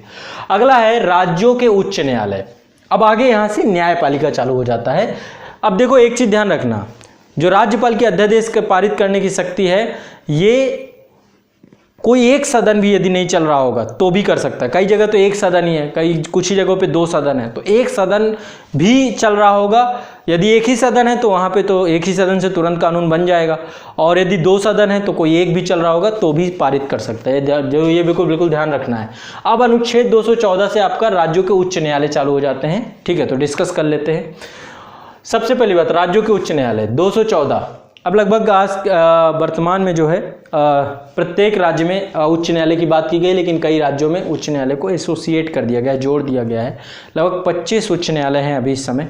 ठीक है, तो एक बार देख लेते हैं। अनुच्छेद 213 में विधानमंडलों के विश्रांति काल में अध्यादेश प्रख्यापित करने की, अच्छा अनुच्छेद 214 था राज्यों के लिए उच्च न्यायालय, प्रत्येक राज्य के लिए एक उच्च न्यायालय होगा, ऐसा लिखा गया है, लेकिन जरूरी नहीं है। कई केंद्र शासित प्रदेशों का या कई राज्यों के उच्च न्यायालय को मर्ज कर दिया गया है, एक बना दिया गया है। ठीक है, एक ही उच्च न्यायालय पे डाल दिया है। जैसे गुवाहाटी उच्च न्यायालय है तो वहाँ पे जो नॉर्थ ईस्ट के कई स्टेट है उसमें जोड़ दिए गए हैं। अनुच्छेद 215, अनुच्छेद 200 उच्च न्यायालय का अभिलेख न्यायालय होना। अभिलेख न्यायालय का मतलब है जो उच्च न्यायालय की कार्रवाइयाँ हैं सारी लिपिबद्ध की जाएंगी, और उन कार्रवाइयों का प्रभाव भी होगा। जो आने वाले वाद होंगे उन वादों में उसका एक लीगल, एक विधिक स्वरूप होगा। इसके अलावा उच्च न्यायालयों को अपने अवमान के लिए दंड देने की अधिकारिता भी है ना। इसके बाद अनुच्छेद 216 उच्च न्यायालयों के गठन की बात की गई है। तो प्रत्येक उच्च न्यायालय का गठन कैसे होगा? एक तो मुख्य न्यायमूर्ति होंगे और अन्य न्यायाधीशों से मिलकर बनेगा, जो राष्ट्रपति के द्वारा जो है समय समय पर राष्ट्रपति नियुक्त करना आवश्यक समझे। तो टोटल संख्या हर राज्य में अलग अलग होती है हाईकोर्ट के न्यायाधीशों की। ठीक है, अगला है अनुच्छेद 217 उच्च न्यायालय के न्यायाधीश की नियुक्ति और उसके पद की शर्तों की बात की गई। तो सबसे पहले भारत का जो मुख्य न्यायमूर्ति होगा, उस राज्य के राज्यपाल और राज्य के मुख्य न्यायमूर्ति से भिन्न किसी न्यायाधीश की नियुक्ति की दशा में हाई कोर्ट के मुख्य न्यायाधीश से परामर्श करने के पश्चात राष्ट्रपति, तो एक चीज ध्यान रखिएगा, राष्ट्रपति के द्वारा ही जो राज्यों के हाई कोर्ट्स हैं उन हाई कोर्ट्स के न्यायाधीशों की नियुक्ति की जाती है। यदि मुख्य न्यायाधीश की नियुक्ति नहीं करनी है, ठीक है, अन्य न्यायाधीशों की नियुक्ति करनी, तो ऐसी दशा में राष्ट्रपति किससे सलाह लेंगे? वैसे एक कॉलेजियम बनता है, उस कॉलेजियम में सुप्रीम कोर्ट के मुख्य न्यायाधीश होते हैं, 3 अन्य सदस्य होते हैं, और जो राज्य होता है संबंधित राज्य के मुख्य न्यायाधीश होते हैं हाई कोर्ट के, और इसका मिलकर एक कॉलेजियम बनता है। और एक कॉलेजियम ही क्या करता है? राष्ट्रपति को एक लिस्ट भेजता है कि इनको चुन लिया जाए। तो कॉलेजियम प्रणाली अभी है, लेकिन जो संविधान में लिखा हुआ है उसी के बारे में चर्चा कर रहे हैं यहाँ पे। तो भारत के मुख्य न्यायमूर्ति से ये सलाह लेने वाली संस्था है, उस राज्य के राज्यपाल से सलाह तब लेता है जब मुख्य न्यायमूर्ति को नियुक्त करना होता है। ठीक है, वैसे कॉलेजियम का सलाह ही होता है। उस राज्य के राज्यपाल को राज्य के मुख्य न्यायमूर्ति से भिन्न की दशा में नियुक्त हाई कोर्ट के मुख्य न्यायाधीश से परामर्श करने वाले राष्ट्रपति अपने हस्ताक्षर और मुद्रा सहित न्यायाधीश की नियुक्त करते हैं। अधिकतम आयु 62 वर्ष है। न्यायाधीश राष्ट्रपति को संबोधित करके पद त्याग भी कर सकते हैं। उनको पदच्युति यानी पद से हटाया भी जा सकता है। किसके द्वारा? संसद के द्वारा, एक प्रक्रिया के माध्यम से, दोनों सदनों के माध्यम से। राज्य विधानमंडल नहीं हटा सकते, संसद में लाया जा सकता है। किसी भी सदन में किसी भी यदि साबित कदाचार और असमर्थता 2 आधारों पे किसी भी न्यायाधीश को सुप्रीम कोर्ट के न्यायाधीशों के हटाने की प्रक्रिया के आधार पे इन्हें भी हटाया जा सकता है। ठीक है, दोनों सदनों से उपस्थित और मतदान करने वालों का 2/3 है ना, और दूसरा टोटल सदस्यों का कुल बहुमत यानी विशेष बहुमत है इसमें। ठीक है, तो आगे चर्चा करते हैं इसमें। तो पदच्युति, इसको महाभियोग शब्द प्रयोग किया जाता है जो कि गलत है, पदच्युति शब्द है। तो संसद द्वारा हटाया जा सकता है इसको। योग्यता क्या होनी चाहिए इनको? भारत का नागरिक होना चाहिए। भारत के राज्य क्षेत्र में कम से कम 10 वर्ष तक न्यायिक पद धारण किया जाना चाहिए। किसी अधीनस्थ न्यायालय में भी न्यायिक पद धारण किए तो भी उसको योग्यता है उसकी। दूसरा, किसी उच्च न्यायालय का या हाई कोर्ट का या ऐसे 2 या 2 से अधिक न्यायालयों में कम से कम 10 वर्ष तक का अधिवक्ता रहा हो, है ना, 10 वर्ष तक यदि अधिवक्ता रहा हो हाई कोर्ट में तो भी चलेगा। इसके बाद जो है आयु से संबंधित कोई प्रश्न उठता है तो उस प्रश्न का विनिश्चय राष्ट्रपति द्वारा किया जाएगा और राष्ट्रपति के द्वारा मुख्य न्यायमूर्ति सुप्रीम कोर्ट के परामर्श से किया जाएगा और राष्ट्रपति का विनिश्चय अंतिम होगा। तो इस तरीके से ये आपका हो गया अनुच्छेद 217। ठीक है, अनुच्छेद 217 में उच्च न्यायालय के न्यायाधीशों की नियुक्ति और पद की शर्तें थी। ठीक, कोलेजियम एक बनेगा और उस कोलेजियम के सलाह पर ही राष्ट्रपति क्या करेंगे, मुख्य न्यायमूर्ति या संबंधित न्यायाधीश की नियुक्ति करेंगे। ठीक है, शपथ जो होता है मुख्य न्यायमूर्ति की राज्यपाल दिलाता है, ये जरूर ध्यान रखना है, और न्यायाधीशों की शपथ भी राज्यपाल दिलाता है। आगे चर्चा करेंगे। तो ये रहा अनुच्छेद 217 तक हमारी चर्चा हुई थी। अनुच्छेद 152 से लेकर के और 217 तक हमने व्यवस्थित चर्चा कर ली, एक एक चीज़ें समझ में आ गई। आगे बात करते हैं संविधान की अनुसूचियाँ। बाकी के अनुच्छेद अगले एपिसोड में आएंगे आपके। अब संविधान की अनुसूचियाँ, उसमें मैं प्रयास करूंगा कि आपके कंप्लीट हो जाएं। तो संविधान की पहली अनुसूची आपकी अनुच्छेद, देखो संविधान में प्रारंभ में जब संविधान बना था तो 8 अनुसूचियाँ थी, वर्तमान में 12 अनुसूचियाँ, लगातार संशोधन के माध्यम से अनुसूचियों की संख्या बढ़ी है। ठीक है, तो कौन कौन सी अनुसूचियाँ हैं ध्यान से, ये 12 की 12 रट लीजिएगा आज। अब पहली अनुसूची अनुच्छेद 1 से लेकर अनुच्छेद 4 इससे जुड़ी हुई है ये, और इसमें राज्यों के नाम, उनका राज्य क्षेत्र, ये सब लिखा हुआ है। राज्यों के नाम, उनका राज्य क्षेत्र लिखा है। संघ राज्य क्षेत्रों का नाम, उनका विस्तार लिखा हुआ है। अभी 8वां संघ राज्य क्षेत्र केंद्र शासित प्रदेश आपका जम्मू कश्मीर है। अभी दादरा नगर हवेली को दमन द्वीप में मर्ज कर दिया गया, तो अब 8 ही बचे हैं, और लद्दाख आपका नया बना है, तो 2 नए बने हैं और एक आपको मर्ज करके एक बना दिया गया है, तो 8 ही हैं अभी समय केंद्र शासित प्रदेश। 28 राज्य हैं। दूसरी अनुसूची जो है उसमें वेतन भत्ते हैं, राष्ट्रपति और राज्यपाल से जुड़े हुए, लोकसभा अध्यक्ष उपाध्यक्ष से जुड़े हुए, वेतन भत्तों के बारे में जो भारत की संचित निधि है, राज्य की संचित निधि, उस पर बहुत सारे वेतन भत्ते भारी थे, वो दूसरी अनुसूची में है, आप इसे सुनते रहोगे। तो राष्ट्रपति, राज्यों के राज्यपाल के वेतन भत्ते भारी थे, लोकसभा के अध्यक्ष उपाध्यक्ष, राज्यसभा के सभापति उपसभापति, विधानसभा के अध्यक्ष उपाध्यक्ष, विधान परिषद के सभापति उपसभापति, सुप्रीम कोर्ट और हाई कोर्ट के न्यायाधीशों के, भारत के नियंत्रक महालेखा परीक्षक के, और भारत और राज्य की संचित निधि पे ये वेतन भत्ते भारित हैं। ठीक है, तो ये यहाँ पे पूरा लिखा गया है विस्तार से। तीसरी अनुसूची में शपथ और प्रतिज्ञान का प्रारूप है, पूरा जो है प्रारूप दिया गया है, ड्राफ्ट दिया गया है। चौथी अनुसूची में राज्य सभा में स्थानों का आवंटन है, अनुच्छेद 4 और अनुच्छेद 80 से जुड़ता है पूरा ये। तो राज्यसभा में जो राज्यसभा की सीटें हैं ना, राज्यों का प्रतिनिधित्व है केंद्र की विधायिका पे, राज्यसभा पे, तो उनकी सीटों का किस राज्य से कितने हैं, जैसे उत्तर प्रदेश से 31 सदस्य हैं, तो हर जगह से अलग अलग सदस्य हैं, ऐसा बताया गया। तो चौथी अनुसूची में पूरी व्यवस्था की गई है, पूरी लिस्ट दी गई है। पांचवी अनुसूची क्या है, अनुच्छेद 244 से जुड़ाव रखती है। अनुसूचित क्षेत्रों और अनुसूचित जनजातियों में प्रशासन और नियंत्रण के बारे में उपबंध है। जो अनुसूचित जनजातियां हैं उनके क्षेत्रों में कैसा प्रशासन होगा, कैसे नियंत्रण होगा, क्या क्या व्यवस्था की जाएगी, वो सब यहाँ पे पूरा स्पष्ट किया गया है। छठी अनुसूची, ये भी अनुच्छेद 244(1) से जुड़ा हुआ है, पहले क्लॉज से है। अनुच्छेद 244(2) से इसमें, और अनुच्छेद 275(1) इसमें असम, मेघालय, त्रिपुरा, मिजोरम, ये 4 राज्य याद रखिएगा, AMTM, असम, मेघालय, त्रिपुरा, मिजोरम, असम, मेघालय, त्रिपुरा, मणिपुर नहीं है इसमें, तो असम, मेघालय, नॉर्थ ईस्ट के 4 स्टेट हैं। इस राज्यों में जनजातियों के प्रशासन और उनके बारे में क्या उपबंध होंगे, सारा दिया गया छठी अनुसूची में। तो छठी अनुसूची AMTM, असम, मेघालय, त्रिपुरा, ठीक है, मिजोरम से जुड़ी हुई है। अगला 7वीं अनुसूची। 7वीं अनुसूची संघीय ढांचे से जुड़ी हुई है और इसमें अनुच्छेद 246 है। इसमें जो है आपकी संघ सूची है, राज्य सूची और समवर्ती सूची है। इनके विषय जो है बताए गए हैं कि किन विषयों पर राज्य कानून बनाएगा, किसमें संघ बनाएगा, किसमें दोनों बनाएंगे।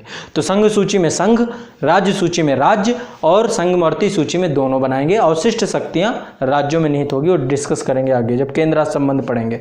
आगे बढ़ते हैं नेक्स्ट। 8वीं अनुसूची अनुच्छेद 344(1) इससे जुड़ी हुई है और इसमें जो है, और अनुच्छेद 351 से भी जुड़ी हुई है। इसमें भाषाएं दी गई हैं, भारत की जितनी भी राजकीय भाषा, ऑफिशियल लैंग्वेज है, 22 भाषाएं अब हो चुकी हैं इसमें। ठीक है, 8वीं अनुसूची में। 9वीं अनुसूची अनुच्छेद 31 खा है ना, इससे जुड़ी हुई 31(b) से, और भूमि सुधार अधिनियम है। इसमें विभिन्न राज्यों के भूमि सुधार अधिनियम इसमें रखे गए हैं। और ये पहला संविधान संशोधन के तहत ही जोड़ी गई थी, जब संपत्ति का अधिकार मौलिक अधिकार था उस समस्या से निजात के लिए। तो अभी भी है और ये वाद योग्य नहीं है, न्यायालय में प्रश्नगत नहीं किया जा सकता इसमें जो जुड़े हुए विषय हैं। 10वीं अनुसूची आपकी जो है वो अनुच्छेद 102(2) से जुड़ी हुई है और इसमें दल परिवर्तन के आधार पर निराहता से संबंधित उपबंध है। 2 अनुच्छेद हैं, अनुच्छेद 102(2) और अनुच्छेद 191(2). ठीक है, उसमें 191 में भी सदस्यताओं की निराहता हो सबसे। तो दल परिवर्तन यदि आप करते हैं, संसद के द्वारा प्रॉपर इस पर कानून बनाया गया, एंटी डिफेक्शन लॉ, और अनुसूची 10वीं जोड़ी गई है। ठीक है, कोई भी किसी दल से चुन के आता है, दूसरे दल में सम्मिलित हो जाता है तो उसको अयोग्य घोषित कर दिया जाएगा। 11वीं अनुसूची आपकी पंचायती राज व्यवस्था से, ग्रामीण सुशासन से जुड़ी हुई है और इसमें अनुच्छेद 243(6) है और इसमें जो है 29 विषय हैं। ठीक है, 12वीं अनुसूची जो है ये अनुच्छेद 243(ब) से जुड़ा हुआ है और ये भी स्थानीय प्रशासन है। शहरी जो आपका निकाय है शहरी प्रशासन से जुड़ा हुआ है। तो ये आपके जो है 12 की 12 अनुसूचियां हैं और जिनके बारे में चर्चा किया गया है। एक बार मैं आपको शॉर्टकट में बता दूं थोड़ा सा क्या क्या विषय, बहुत संघ सूची में बहुत महत्वपूर्ण विषयों को रखा गया है। जैसे रक्षा, 7वीं अनुसूची है ना, उसमें संघ सूची है तो उसमें रक्षा, परमाणु ऊर्जा, विदेशी संबंध, रेल है ना, सिक्का, करेंसी, निर्माण, बैंक कार्य, ऐसे ऐसे महत्वपूर्ण विषय रखे गए। राज्य सूची है तो राज्य सूची में लोक व्यवस्था, कानून व्यवस्था राज्य का विषय है और स्थानीय स्वशासन, लोक स्वास्थ्य, मादक, लिकर, कांजी हाउस, बाजार एवं मेले, कृषि, ऐसे करके पूरी लिस्ट है, आप एक बार देख लीजिएगा। समवर्ती सूची में दंड विधि है, आईपीसी, सीआरपीसी, जनसंख्या नियंत्रण, शिक्षा, विद्युत, कारखाने, समाचार पत्र, ठीक है, सामाजिक सुरक्षा, ये सारी विषय वस्तु यहाँ पर दिए गए हैं समवर्ती सूची में। और जो आपकी ये 11वीं अनुसूची है इसमें जो 29 विषय हैं जो ग्रामीण प्रशासन में पंचायती राज व्यवस्था को दिया गया है, इसमें 29 विषय में कृषि, भूमि विकास, लघु सिंचाई, पशुपालन, मत्स्य उद्योग, खादी ग्रामोद्योग, पेयजल, ऐसे विषय सम्मिलित किए गए हैं। और 12वीं अनुसूची में 18 विषय हैं आपके शहरी निकाय। तो शहरी निकाय में नगरीय योजना, भूमि के उपयोग, भवनों का निर्माण, सड़कें और पुल, लोक स्वास्थ्य, स्वच्छता, सफाई, ये सारे विषय जुड़े हुए हैं। तो इस प्रकार से ये रहा आपका पूरी विषय वस्तु। मैंने बहुत अच्छे से आसानी से आपको समझाने का प्रयास किया है, एक एक विषय वस्तु को मैंने बहुत बारीकी से आपको समझाया है। एक बार फिर से सारे आर्टिकल्स को बहुत तेजी से हम लोग देख लेते हैं। यहाँ से अनुच्छेद 152 से चालू किया था। अनुच्छेद 152 में परिभाषा दी गई है राज्य से जुड़ी हुई, है ना। अनुच्छेद 153 में राज्यों के राज्यपाल का उपबंध है। अनुच्छेद 154 में राज्य की कार्यपालिका शक्ति का विस्तार कहाँ पे होगा, किसके पास राज्य की कार्यपालिका शक्ति निहित होगी, ये चर्चा की गई है। अनुच्छेद 155 में राज्यपाल की जो है नियुक्ति की बात की गई है। अनुच्छेद 156 में राज्यपाल की पदावधि की बात की गई है। अनुच्छेद 157 में राज्यपाल के नियुक्त होने की अर्हताओं की बात की गई है। अनुच्छेद 158 में राज्यपाल पद के लिए शर्तों की बात की गई है। अनुच्छेद 159 में राज्यपाल द्वारा शपथ एवं प्रतिज्ञान की बात की गई है। अनुच्छेद 160 में कुछ आकस्मिकताओं में राज्यपाल के कृत्यों के निर्वहन की बात की गई है। अनुच्छेद 161 में क्षमा आदि के कुछ मामलों में दंडादेश, निलंबन, परिहार, तो क्षमा करने की राज्यपाल की शक्ति है। अनुच्छेद 162 में राज्य की कार्यपालिका शक्ति का विस्तार कितना है। अनुच्छेद 163 में राज्यपाल को सहायता देने के लिए मंत्रिपरिषद की बात की गई है। अनुच्छेद 164 में मंत्रियों के बारे में अन्य उपबंध किए गए हैं। अनुच्छेद 165 में राज्य के महाधिवक्ता की बात की गई है। अनुच्छेद 166 में राज्य सरकार की समस्त कार्यपालिका कार्रवाइयां राज्यपाल के नाम से की जाएंगी, इसके बारे में बात की गई है। अनुच्छेद 167 में राज्य को जानकारी देने के संबंध में मंत्रियों के कर्तव्य क्या है, मुख्यमंत्री के कर्तव्य क्या है, इसके बारे में चर्चा की गई है। अनुच्छेद 168 में राज्यों के विधानमंडलों के गठन के बारे में चर्चा की गई है। अनुच्छेद 169 में राज्यों के विधान परिषदों का उत्साधन और सृजन के बारे में चर्चा की गई है। अनुच्छेद 170 में विधानसभाओं की संरचना के बारे में चर्चा की गई है। अनुच्छेद 171 में विधान परिषद की संरचना के बारे में चर्चा की गई है। अनुच्छेद 172 में राज्यों के विधानमंडलों की अवधि क्या होगी, इसके बारे में चर्चा की गई है। अनुच्छेद 173 में राज्यों के विधानमंडलों की सदस्यता के लिए अर्हता क्या होगी, इसके बारे में चर्चा की गई है। अनुच्छेद 174 में राज्य के विधानमंडल के सत्र, सत्रावसान, विघटन, इसके बारे में चर्चा की गई है।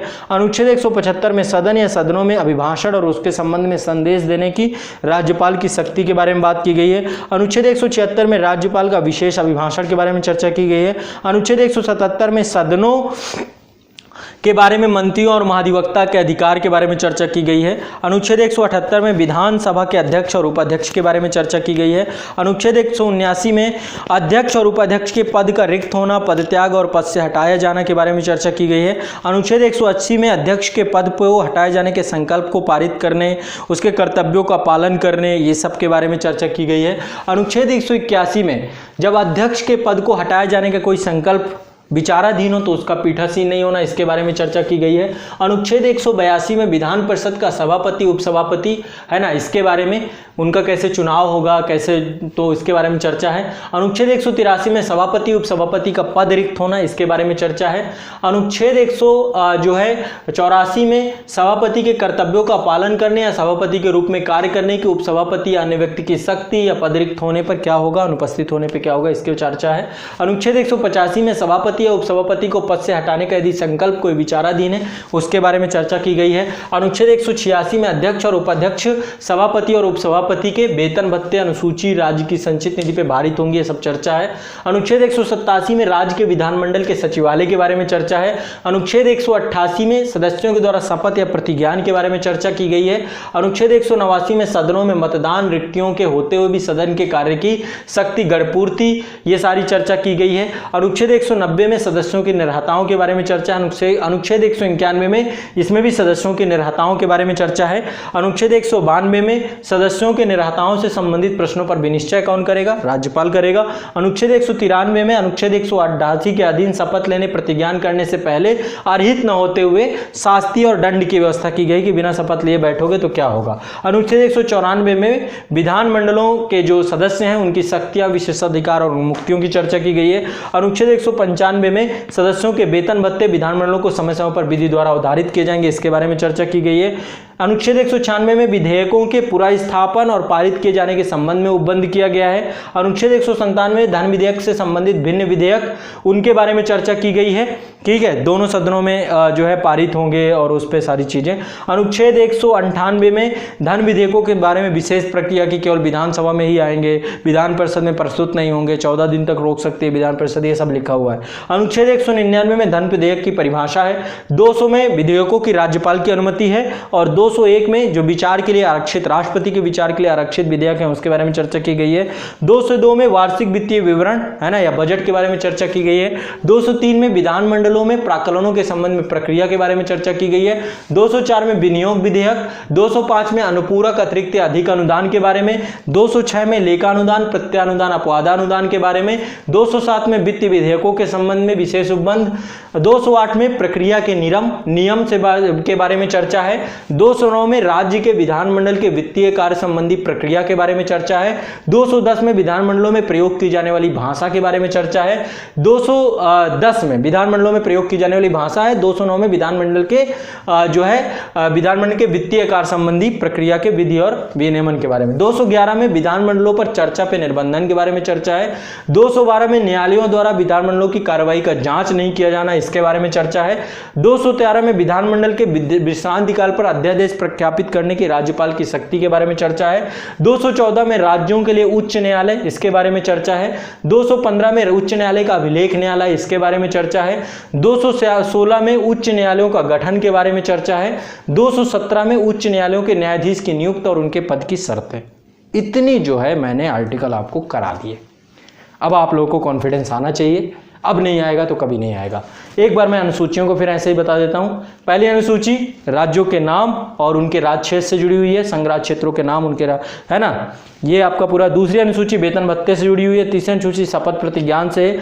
चौथी अनुसूची राज्यसभा में स्थानों का आवंटन से जुड़ी है। पांचवी अनुसूची आपकी अनुसूचित क्षेत्रों, अनुसूचित जनजाति के प्रशासन और नियंत्रण से है। छठी अनुसूची आपकी असम, मेघालय, त्रिपुरा, मिजोरम राज्यों में जनजातीय क्षेत्रों के प्रशासन के बारे में उपबंध है। 7वीं में आपकी संघ सूची, राज्य सूची, समवर्ती सूची है। 8वीं में भाषाएं हैं। 9वीं में भूमि सुधार अधिनियम है। 10वीं में दल परिवर्तन अधिनियम है। और 11वीं जो आपका है वो स्थानीय प्रशासन में पंचायती राज व्यवस्था के 29 विषय हैं। और 12वीं में पंचायती राज व्यवस्था के शहरी निकाय के 18 विषय।